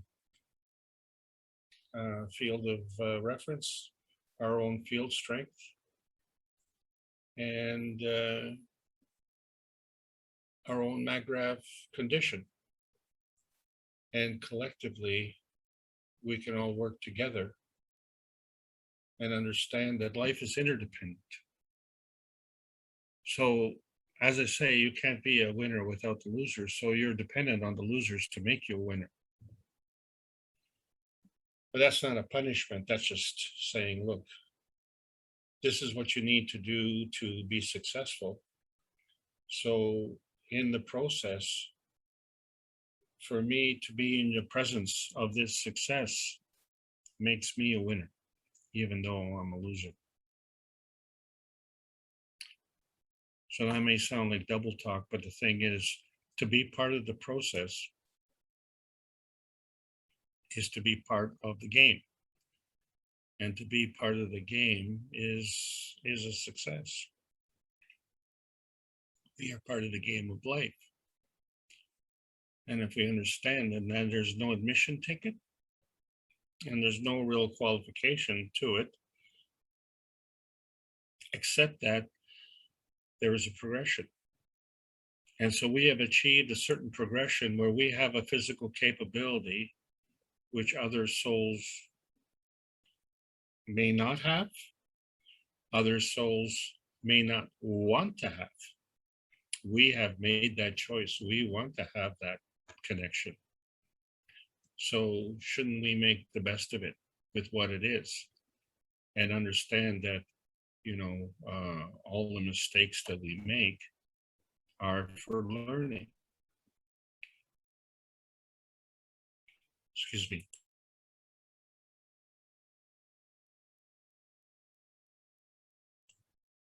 I want to make the point. We make so many mistakes, or I make so many mistakes because I do so many things. And maybe if I didn't do so many things, I wouldn't make as many mistakes. But, you know, that's just the way it is. Yeah, I like to do a lot of things. Some people don't like to do anything. I tried that. I tried to do nothing. You know what? That was a mistake. I just can't win. You know, it's like Rodney Dangerfield, you know. But there's a way, there's a midpoint, there's a balance point where you can become more effective. So in other words, to be more, to be able to do more.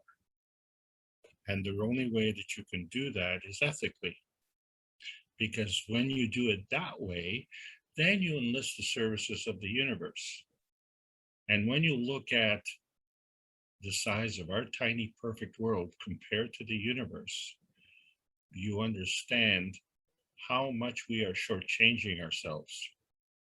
So we don't want to have to do that anymore.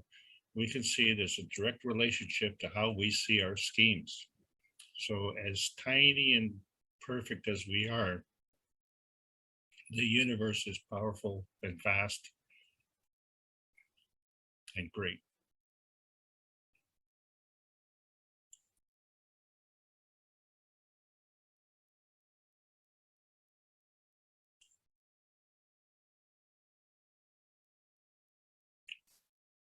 We can go wherever we want to go, but we can only go in peace. Over to you, Mark. Yes, we are going to shrink the universe quite a bit, I think, with these flight systems, especially if you don't have to take hundreds of millions of light years to get everywhere. And of course, we're going to be understanding how the creator works and how the creator feels and how the creator speaks, and we're going to be replicating that. And I'm very thankful that I think I understand that I can create a new cycle. Even if something happened to me in the next minute, I would be able to create a new cycle. So all this knowledge has been hidden from mankind and we've depended on gurus or priests or imams or rabbis to sort of tell us the way to create a new cycle, or this is the way it's done. But now we know we can do this with our own soul. And so I feel we're all very fortunate even to start to hear this sort of talk, because it's not anything you'd get, you know, usually at the dinner table or anywhere else you'd go. So we're very privileged and we're gaining knowledge. And I think it's building up to the crescendo where we will start doing our work on this planet as well as in the universe, along with the universal community and along with the creator. So there's such a bright future. It just seems right now many people have been taken out of their comfort zones. And it is quite interesting to see that you may need a pass to go here or to go there. It's just not what we've been used to our whole lives, so. Maybe that's the reason people aren't speaking very much, because they're sort of shocked, but this group shouldn't be, because you've been given knowledge to open up so many things within your lives. But I know we're still working and we still have obligations and we still have points where we can be bothered, let's say. But this will all be overcome very shortly. Anyone else want to jump in? Selena? Yes, I want to share one of my vision. It's like an out of body experience. It's happened sometimes. So one day, I was out of my body and I was flying in the sky. So suddenly I saw down in the earth. And I saw it's like a river everywhere, open fields. There is no tree, like a desert. And middle of the desert, there is a river. It's like a tear shape, like an egg shape, tear shape. And it was big, very big. And it is shiny. The water looks, it's like a silvery color, and it was shining. So I came little bit down. So I saw all side all side outside the river. You know the cotton ball, facial cotton ball. Those kinds of ball is coming from everywhere, thousand in the river. So I thought, what is going on? What is that? I want to see. So I came a little bit down, more down. So that time I felt those are souls.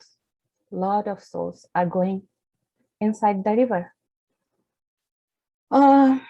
Then more, I just panic, and then I told you everybody before, if I get panic, I can stay that time more in that position. So I was coming down and going up, coming down and going up.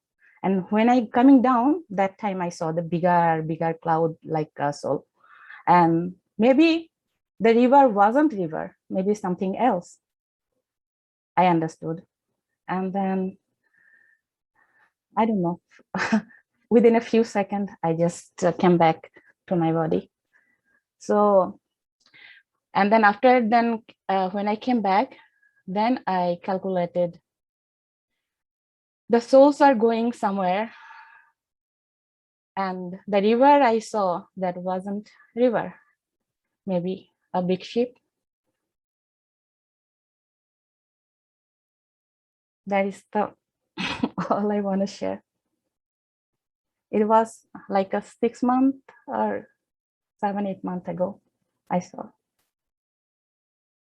Now, was this a daydream you were having? Did it happen like when you were working or maybe making dinner, or No, were you no, sleeping? no. Was it a dream?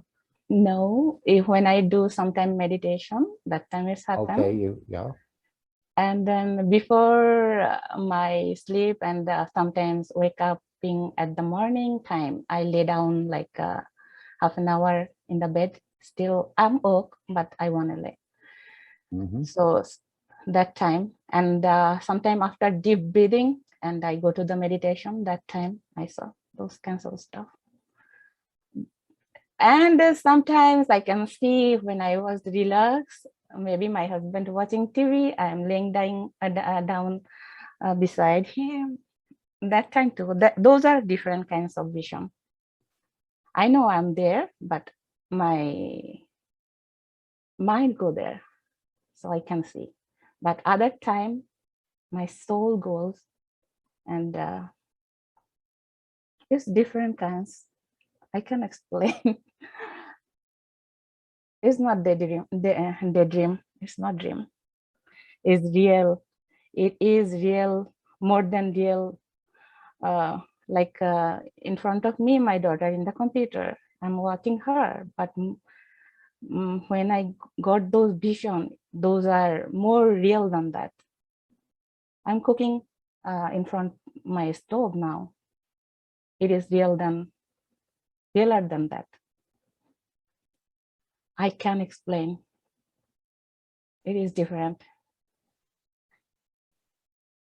So Selena, may I ask you a question? Yeah.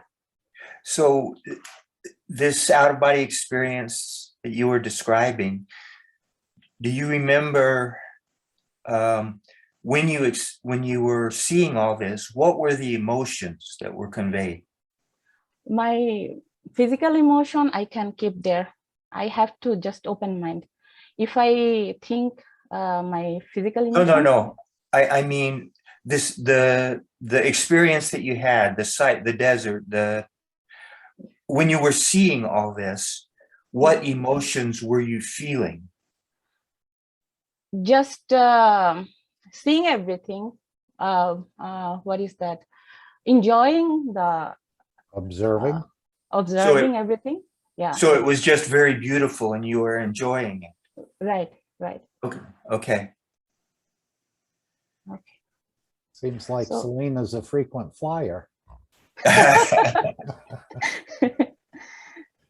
She has more of these than, but I think that's what we're going to be doing in the universal units. We're going to be learning how to some way connect with these fields, and you can go anywhere. And he said it's depending on the strength of the captain of Yeah. what you Maybe. want to allow to happen. Yeah. Again, And this I is don't not my understand it. control. My one is it suddenly happened. Right. Like all of a sudden a switch Yeah. takes over. Yeah. Yeah. It would be good with direction, right?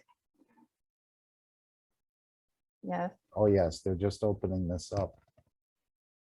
And we haven't had the chance to go in the unit, even though some at the,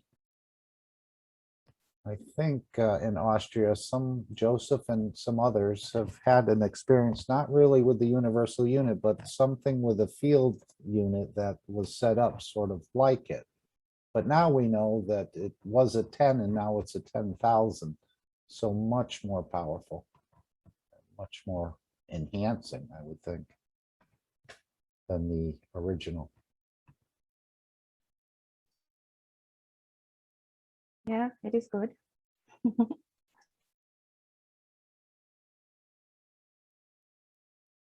Lissy has put in the chat, I want to make an invitation to further support the work of the UC, like coworkers. I do an internship and I propose that whoever wishes to do it at hour 3, 6, 9, or 12 of the place where they are. We ask with love to our soul, with the permission to join the souls of the UC and the seekers of knowledge that allow it. We ask permission from the soul of the government of the country where we are to unite with our souls, and wishing that they consciously unite with their physical soul and make decisions in accordance with the ethos of the universe for the benefit of peace. We visualize them signing the peace agreement. Very nice. Yes. But as very Mr. nice. Kesh said, we're all used in so many ways. And I Yes. thought that as well in the beginning. Shweta, I think it's a microphone. Oh, I just want to say that I am present in Lizzie's wish and Mhm. all love. Thank you. Yeah, that's what I thought from the beginning. You didn't need any letters or anything behind your name, but apparently there is a special purpose for the Universal Council to interact and to handle the issues of the nation and so on. But I don't think any of us need any initials or anything to support or to be a Universal Council member. As you're led by your soul. And I didn't want to see any distinction between groups sort of speak, well, I'm the rank of sergeant, or I'm the rank of private, or, you're a corporal, you're a lieutenant, none of that. And I don't think there is anything like that, but the Universal Council is set up to basically do the work of the United Nations, as the nations unite into one nation. Although Mr. Kesh said they would try to mess it up in a way, it's not going to be allowed to happen. So we do need more Universal Council members. The United States, for example. We did have one, but they're not there right now. And there's many other nations that souls need to come forward in, and I'm sure they will in the right time. So I don't want to look to the physicality to get the confirmation. I know it's in the works, so to speak. Anyone else would like to add anything? Any wishes? Would someone like to make a wish?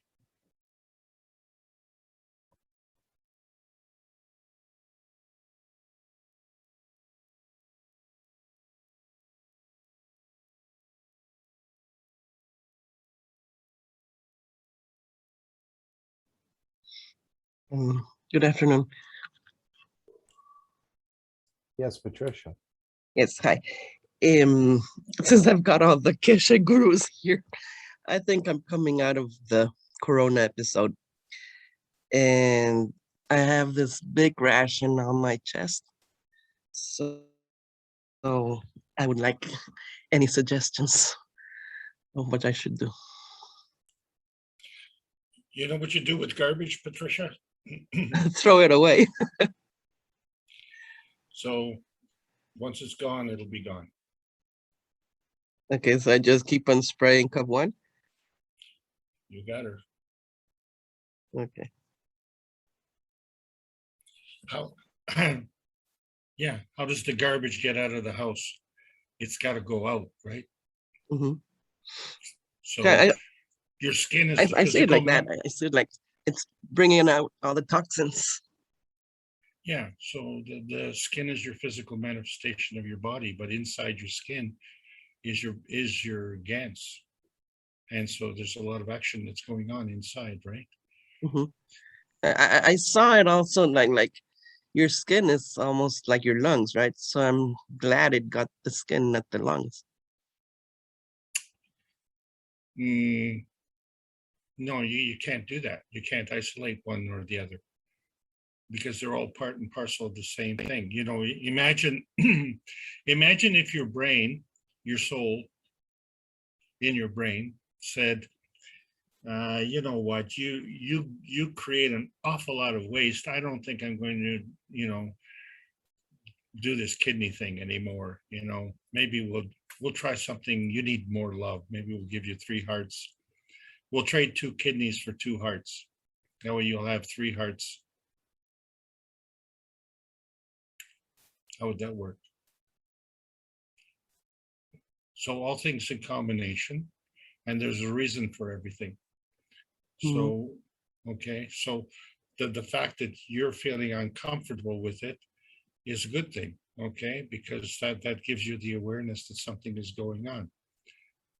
If you didn't feel any discomfort with it, it's entirely possible that, if you don't have any sensitivity, you don't have any feeling, then, you're not even physically alive, really. So that's an indication that you are physically alive. So all you have to do is see the process, see the exchange of energy. I mean, I say like it's easy. It's not easy, because you actually have to allow it to happen. So this is happening to your physicality because your soul is wishing for that to happen. And you are responding to it with a physical interpretation because, mentally you're not responding to it. If you could jive with your soul and understand this is what my soul wants me to do, is to purge these toxins from my body, then why do I need to carry that? So now you're understanding what excess baggage is all about. But you've created this excess baggage, so how do you get rid of it? Well, there's one way, and that is to operate. As another way is through osmosis. So you're pushing it out through your skin. So even on Thursday, we were talking about the 3 layers of the skin. So it's an inside, it's an outside. Okay, well, how do you go from inside to outside? So once you do that, and then guess what happens? This manifests itself physically, so that it becomes like dandruff. It becomes like a scab, and eventually it falls off. And we've seen that happen so many times. So understand the process. So this is a physical manifestation of what you've been carrying around. So why do you have to carry it around? You should say, thank you. Thank you for teaching me that I've been carrying this around. And thank you for showing me how to get rid of it. And thank you so much for getting rid of it. Because once the pain is gone, you'd be surprised how you forget. You see, one of the problems that seniors have, and I only say seniors, is because we think we need to be old and decrepit. Those are 2 words that you don't have to go in the same sentence. Okay, you can be old and vital, and we know the opposite is true. You can be young and decrepit. So being vital or being decrepit, like vital as in vitality, having vitality, and being decrepit is not age related. So, the mind is the builder, and if you think young, you will be young. That's just the way it is. So this is the lesson. This is the lesson to learn and say thank you. Okay, and then you understand you don't have to carry this baggage. A lot of seniors, they say, "Hey, I've got all these aches and pains." Well, that's just a product of being an old person. No, that's a product of carrying baggage.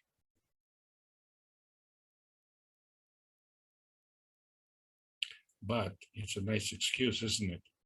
Because then you have something to talk about at the coffee shop with the other guys who are carrying the baggage.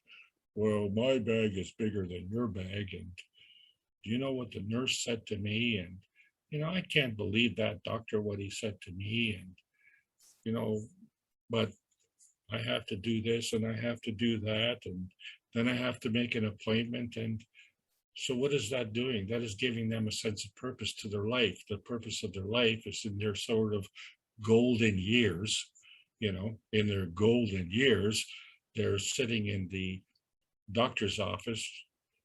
They made an appointment for 2:00. He doesn't get to see it till 4:00. And then after that, he says,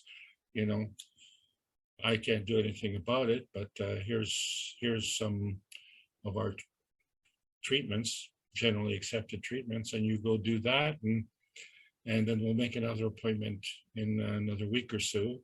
And oh, does that conflict with your holidays? Well, too bad. You're just going to have to cancel your holidays and come and see us. And that's how many of the seniors spend their golden years.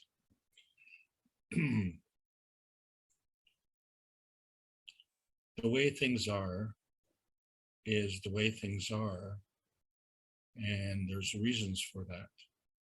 So be honest as to what those reasons are, and understand the rules of the last man standing.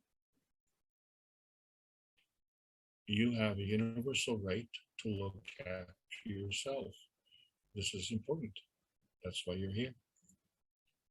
And then you can be functional. So to be present and be non-functional, it's kind of, conflicting. And for a lot of us, that conflict manifests itself into a stress. So we have to understand what stress is all about. Stress is an annealing process. You know, when you take a hammer to iron, the iron gets stronger. We're the same way. We get stronger. The more we get hammered, the stronger we get. This is just a rule. So, you know, we're getting hammered really hard right now. And guess what? There will be a balancing. Yeah, there will be a balancing. But, you know, it doesn't come just from wishful thinking. It does come from action. So we have a capability of doing plasmatic action, and we have a capability of doing physical action. And this is not new or unique. We are now aware. So what are you going to do with that? You're going to say, oh, I don't want that additional understanding. You know, no, you're too much knowledge, too much knowledge. I want my life to be, you know, warm and fuzzy.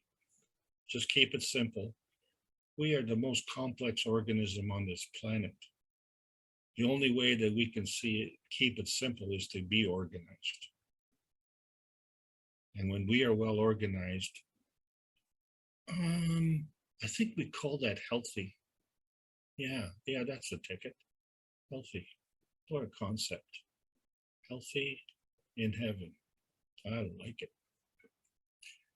Nice talking to you, Patty. Thanks for all the, Patty is one of the knowledge seekers on the Spanish community, and she's kicked it in on the translations, and she's kicked a lot of things around.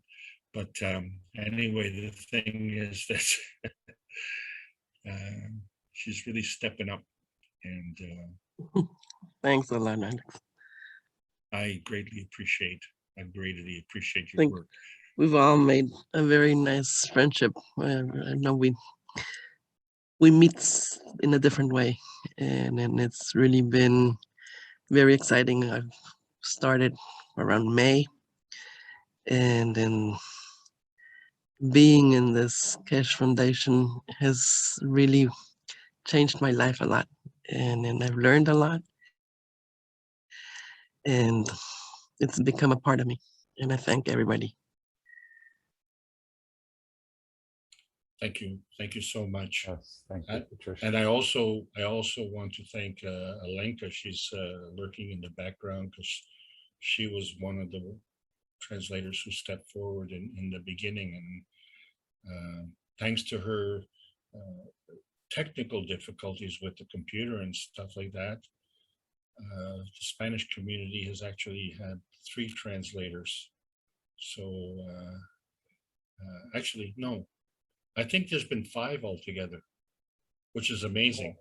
And that's not counting John Wells. Did you There's, count Alberto? Yeah. the Uruguayan, the Peruvian, the Mexican. The Honduran.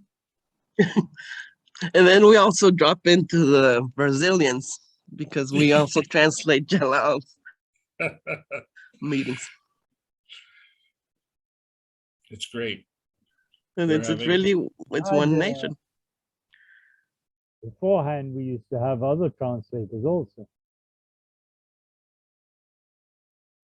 Well, you know, John, the Spanish community has been one of the most difficult, and there's a common language, but each country has a kind of its social, what do you call it? Social ways of thinking. Yeah, So, well, and not only language, each country, yes, and zones. yeah, You can't compare the Spanish from Central America, South America, and Spain. They're all completely different. yeah, and it's a very small group like that attends, and there's nothing wrong with that. I know there's a very, very large group that listens to the Recording. translations. Yeah, the recordings and the translations. Yeah, and we're looking forward to. Well, we're almost finished our classes in the Spanish group, and we're looking forward to teachers taking over and being able to repeat the process and bring in others. So But the most rewarding thing is the friendship, as Patty said. We'll be missing you, Alex. Oh. Well, thanks, Joe. Thank you. I have plans. And if I could read the second part of Lissy's, oh, go ahead, John. I think we all have plans. Yeah. There was another part of Lissy's wish, which we are present in. Then this wish is extended to all other countries, covering with our imagination the entire planet in fullness of what represents happiness, harmony, positive emotions, a total dome of peace, finally united with the energy of love of the universe. Thank you for joining this wish, which is the one expressed by the Universal Council. And as we know, if it's your wish to see peace, path of peace is made very clearly. It's the collective awareness by giving will create a position of change. Now, originally, I thought that giving was something in the physicality, but now we're knowing we can give through our souls, from our souls, this energy that's needed, or this change that's needed. So this is the position of change, by giving from our souls, not giving the beggar, you know, $1 or a quarter or whatever. Not that way. You only elevate the soul of physicality, but it's by giving from the soul to the world leaders, or to take pain away from that man who's suffering, is really the elevation of the soul, not just handing an overcoat or a pair of pants or a sandwich to a hungry person. It's giving through the soul that will create this position of change. No other thing, he said. So, Mark, if you give money to a beggar, is it possible to get some satisfaction from that? I would think so, but Mr. Kesh said that means you're still connected to the physicality. Well, you are connected to the physicality. When he says connected to the physicality, you mean overcommitted to the physicality. Maybe. Yeah. So what I'm alluding to is this. It is heartbreaking when you give money to a beggar and he goes to the liquor store. Like it might as well be he's better off to not have money, because then he can't afford to go to the liquor store, if you take my meaning. Yes, I understand. It's like the local drug dealer, he comes in and robs me. And, why is he robbing me? Because he needs the money. But, he took the least valuable thing. He took the money, but he lost my friendship.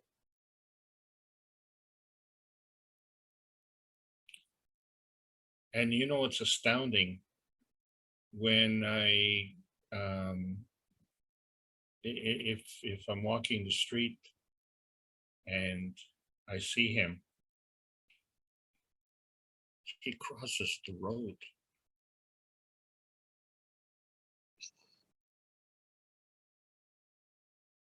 Why did the druggie cross the road?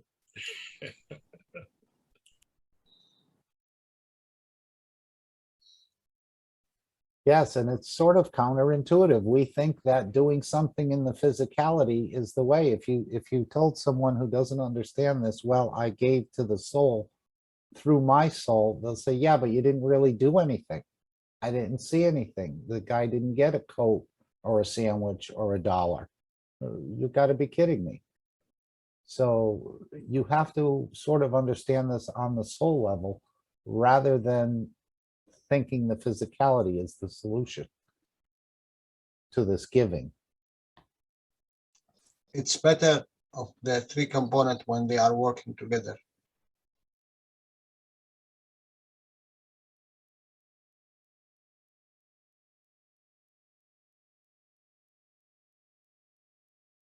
in this case, what you give will support your emotion, and there is a soul attached to it. It will change. So don't worry about what you are giving. What you are giving is more than what you think in this case. But if you think it's only physicality what you give, I don't think so. Right, what could we give to the world leaders that they don't already have? I mean, in the physicality, I don't think we can give them anything. They've got, their bank accounts are full, they have plenty of meals made, they have everything. But what they're lacking, we can give to them through our souls, through the fields. And that's the most powerful way and direct way of giving, and most effective, even though you may not see it initially. Like you would see the smile from the beggar if you gave him the dollar, or he'd say thank you and so on. But this is more on the plasmatic level. And it reaches and it does its work. So Mark, I want to just take this moment to thank everyone for allowing me to make this presentation, the North American International Corona team. And last week was probably a record length in terms of meeting, but we have to look at the reasons why this is, and it's been so important. And when we look at the Knowledge Seekers workshops and we look at the teachings that Mr. Kesh has done, especially in the last month or so, his classes have been getting shorter and shorter. And I think one of the reasons for it is because of all the teachers who've stepped up at the Spaceship Institute and in the private public classes combined. The teachers in the background that we don't know their names, they've all contributed to this. And we needed that so that we can move forward. We need to have that basic so that we can springboard from there.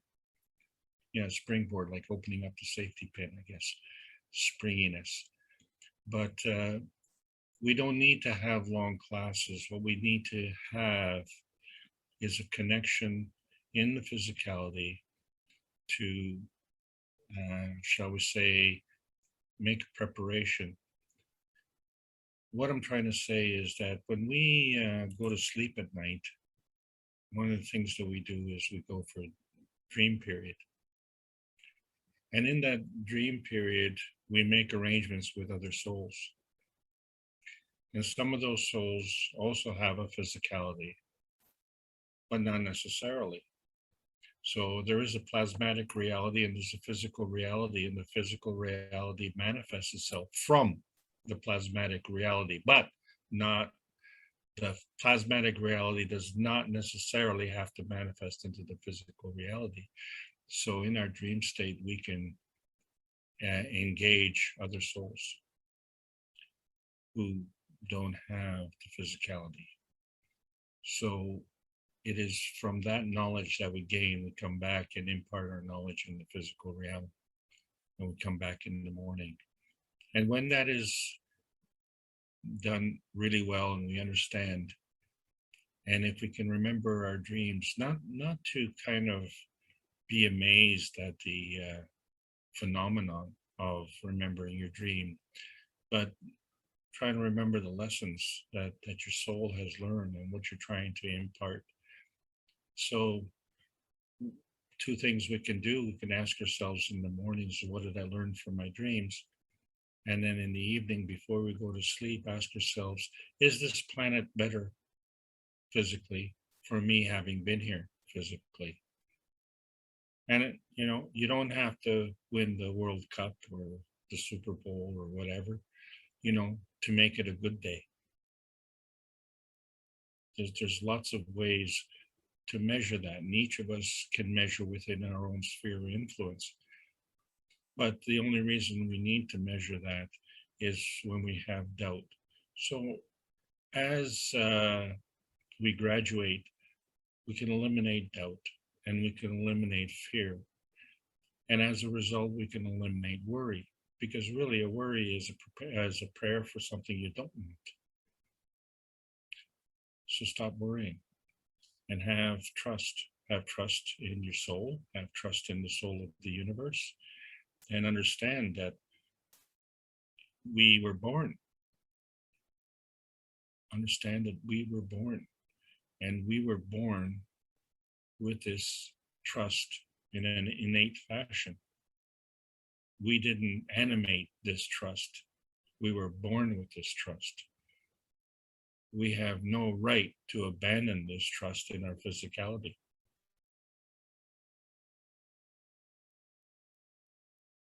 So I want to thank everybody for attending, and I appreciate the contributions and also the graduation of new teachers who are coming forward. And I look forward to more exciting episodes like today. Thank you so much. Very well. Over to you, Mark. Yes, Alenka also mentioned, thank you, Alex, and all. I got to the last part and heard you mention my name with thanks. I was at the moment giving from my soul to my son's soul. I received a message that he was getting worse and was again at the ICU. She said UCI, but I think we know what she means. So perfect example, we are with you, Alenka, and we send fields from our soul to your son's soul. And he can take what he needs. Thank you, Mark. Thank you, Alenka.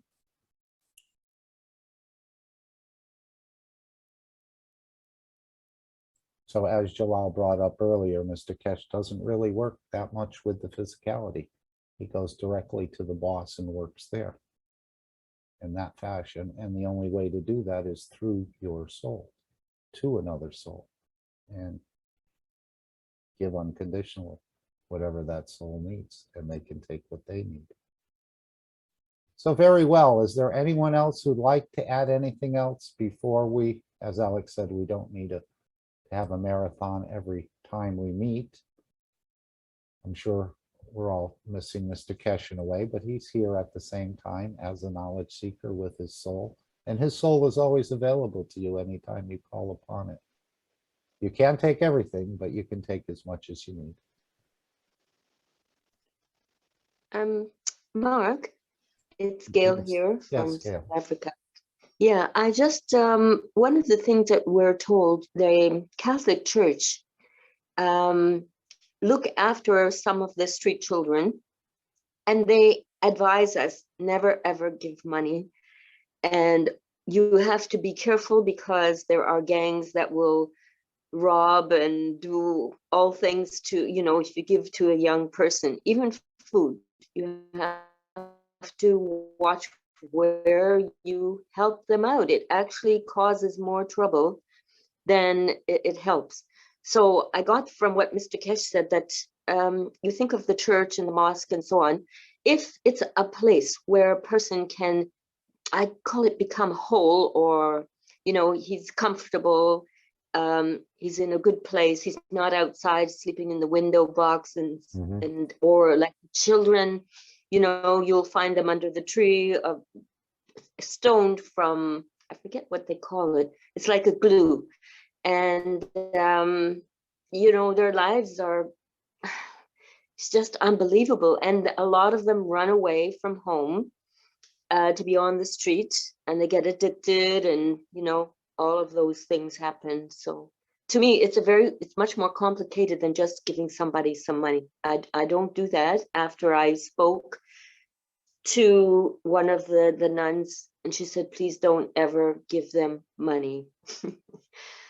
Sometimes they get killed for it, so it's not a good thing. Vatican must follow that rule as well, as Mr. Kesh went through. All the people sleeping on the windows and the sidewalks, and they're not fed and they're not helped very much at all. Can I explain something here? Can someone please open a whiteboard just for minutes? Thank you, Alex, Jalal. you have the Thank- screen? Alex? Are you still here? Okay, let me see if I can, would you open a whiteboard, Alex? I There we go. My drawing is still there. Oh my God. well, I haven't thrown the garbage out yet. Thank you. Can you do it, please? Oh, seriously? Yes, it's Oh, an ancient. okay. Okay, thank you. I think we can do a lot if we understand what we are doing. You remember, you opened the structure of the matter. That means you opened a distance gap which you can embed it whatever source energy you like. This is a lot of us,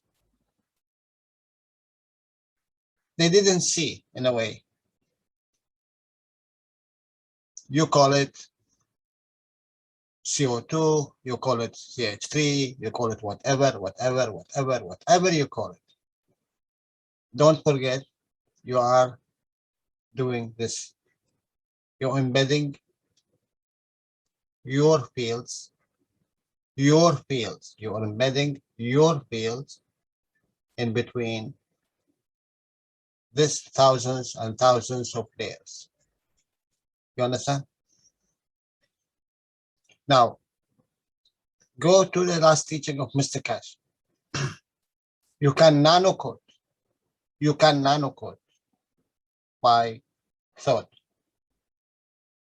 And you can nano code by your hand. And really, it's not the heat. It is the energy which you embedded, even if you go deeper in the structure of any matter, you will find there is a distance gap. You don't see it, you don't need to see it. So even if you take $0.25 and just from your hand, you can embed it whatever energy you wanted in. So even your matter state, what you think it is a matter state, but now in your hand do not work in the matter state. All these entities, what you see here, it have a closed environment. What you do, you have the choice to open this environment and embed it whatever energy you want in. Just a smile, it can change an entity. A thought, it will change an entity. Your presence, your fields, which you are emitting out, it can change the entity. You call it a coin, but it's in reality, it's an entity. A stone is more harder than coin. So a stone have a soul. The coin also have a soul. So you can embed it, energy in it as you like. And this will serve. Be careful because it will serve. When it serves, it can give and it can take. So when take it, you will receive. What kind of receiving you will. So what you support.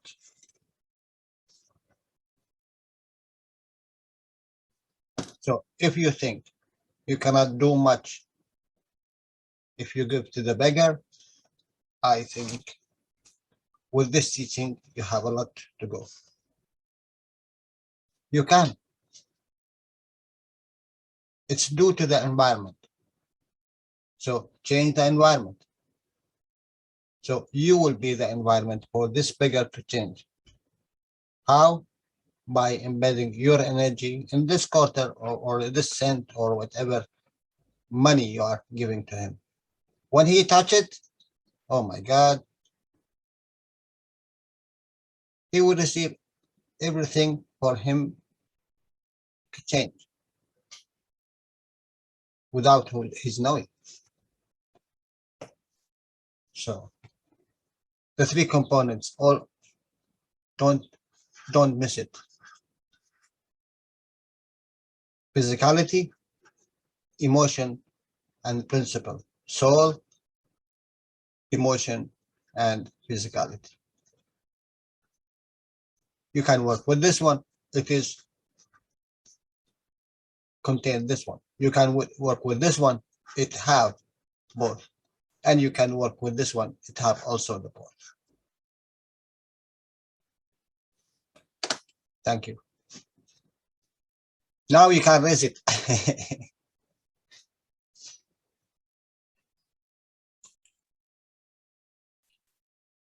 Does it look like cheese? Look What like do you what? think? He said cheese. Cheese. Which one, Alex? Say cheese. Oh, yeah.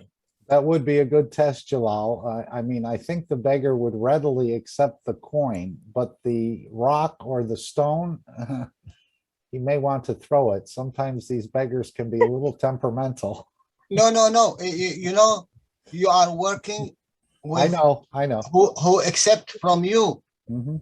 You understand? If he accept the smile, he will receive from whatever knowledge you are giving to him. If he accept even a coin, you will give him whatever knowledge. You can embed it, you know. Really, you can embed Oh, no everything question. in whatever. Because when you touch it, you are nano-coated it. It is depend on situation, right? Yeah, I think There is no depending.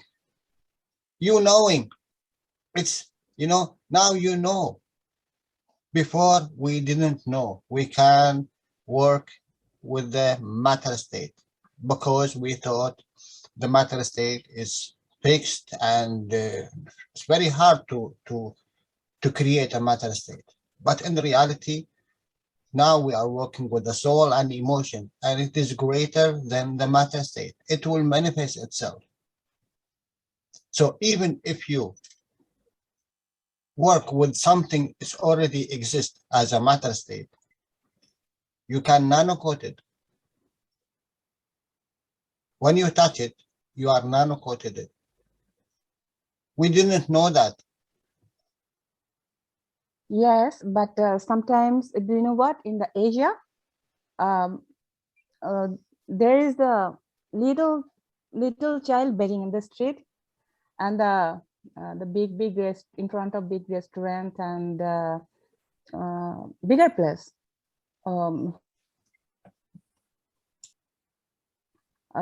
Those children doesn't come alone. There is a gang member. They lead them. that's true. That Yeah. is so true. Yes. In South Africa, the church actually has a huge house, and they sometimes go and gather up the young ones and make sure they have school. So they're doing basically what Mr. Kesh was talking about, but the problem is the kids go running back to the street, maybe because of addiction. So there's something more, but definitely I do not get involved in giving. I've been warned, don't even think about it. There's other ways of helping. So, you know, I think they're doing the correct thing in gathering the children and getting them to school, but you know, I'm not, I definitely listened to the nun, and she's adamant. She said, you can, if it's safe, you can give them some food, but you have to watch where are the other people. So it's yeah, it's not easy. Look. A knowledge seeker, please, you are different from anyone else beyond imagination. You have the three components: a soul, emotion, and physicality. Everyone, it reach and it makes. So you don't need the physicality to work. Your emotion have also physicality and have soul in it. So you can reach. And everything, you are here, everything come across your road, it have to be there that you work with, elevate. You choose how you elevate and believe in what you choose. You choose in the soul level, of course, and this is what we are aiming. You choose the emotion level, of course, and this is what we aiming. You choose the physicality level, yes, and this is what we aiming. You make a difference. How? By giving. You choose how you give. And believe me, Yeah. think good, talk good, and do good. In all of cases, it will be good, even if you see it's as a bad thing. For a moment of time, it is maybe a bad thing, but for the time to come, it will grow. But the habit of the man, he want to see it just as quick as possible. But maybe it takes thousands of years. As we here, we came here to this knowledge from thousands of years before us, which is, decided for you to be here to take this knowledge. And how you're going to work with it, it's up to you. Yes, Jalal, can I say something, dear Jalal? 500.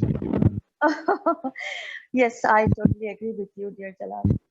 It is, if I am the nano-coated person, or nano-coated soul, or nano-coated I am, then the coin is the communication, always becomes the communication. And the fields of the universal unified field of the universal creator, the A field remains always A.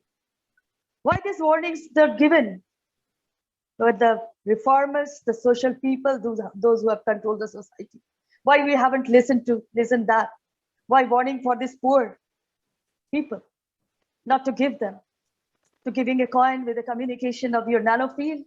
Maybe the child is not become in a position not to be get hurt by all those gangsters. Maybe he can find a way to get the knowledge. Maybe he has find a way for freedom. A coin, only a coin. So giving is eternal, in physical and non-physical way. So the warnings are fake, a kind of. But this is what it is, as Jalal said. Justification doesn't work in a way.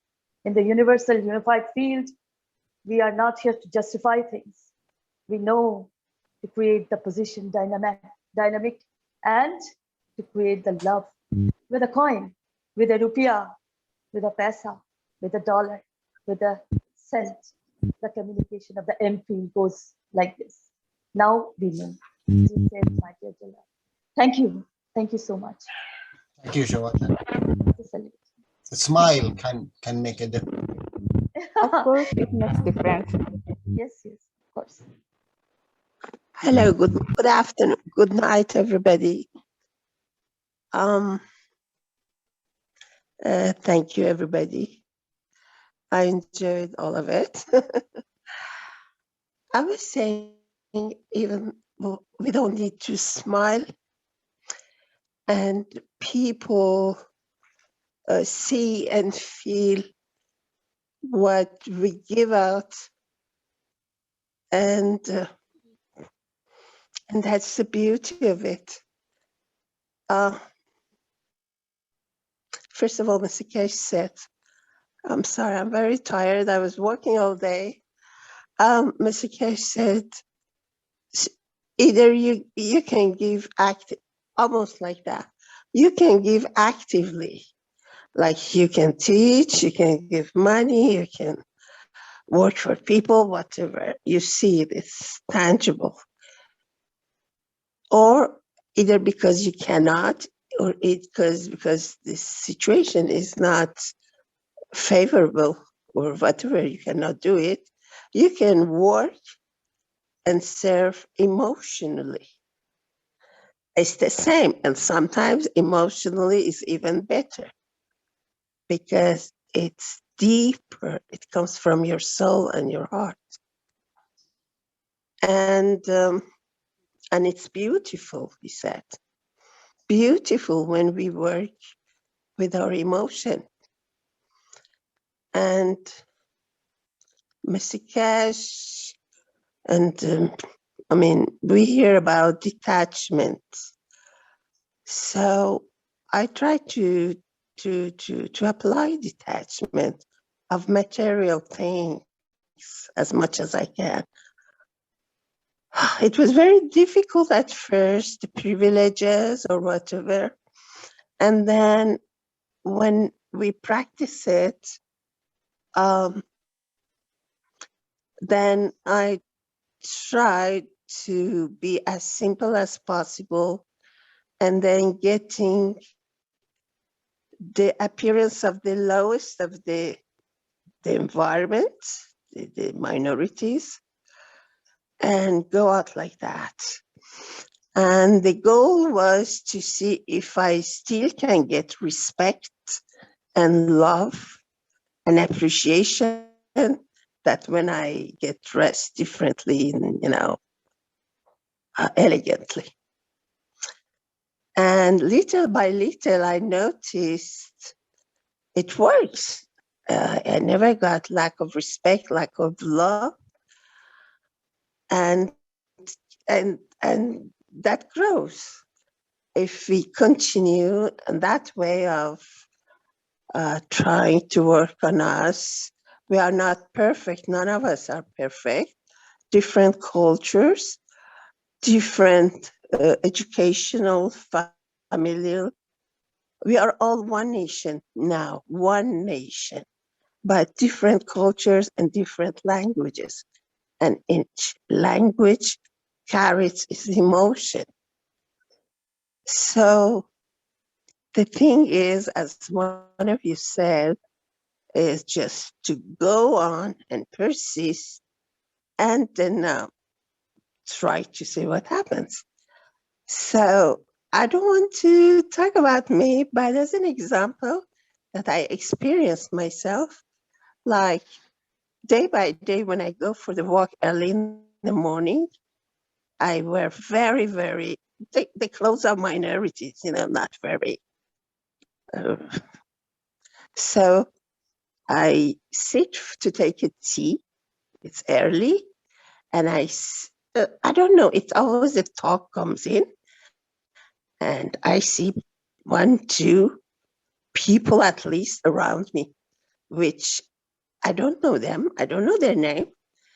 And one of them says there's something in her eye, in her face.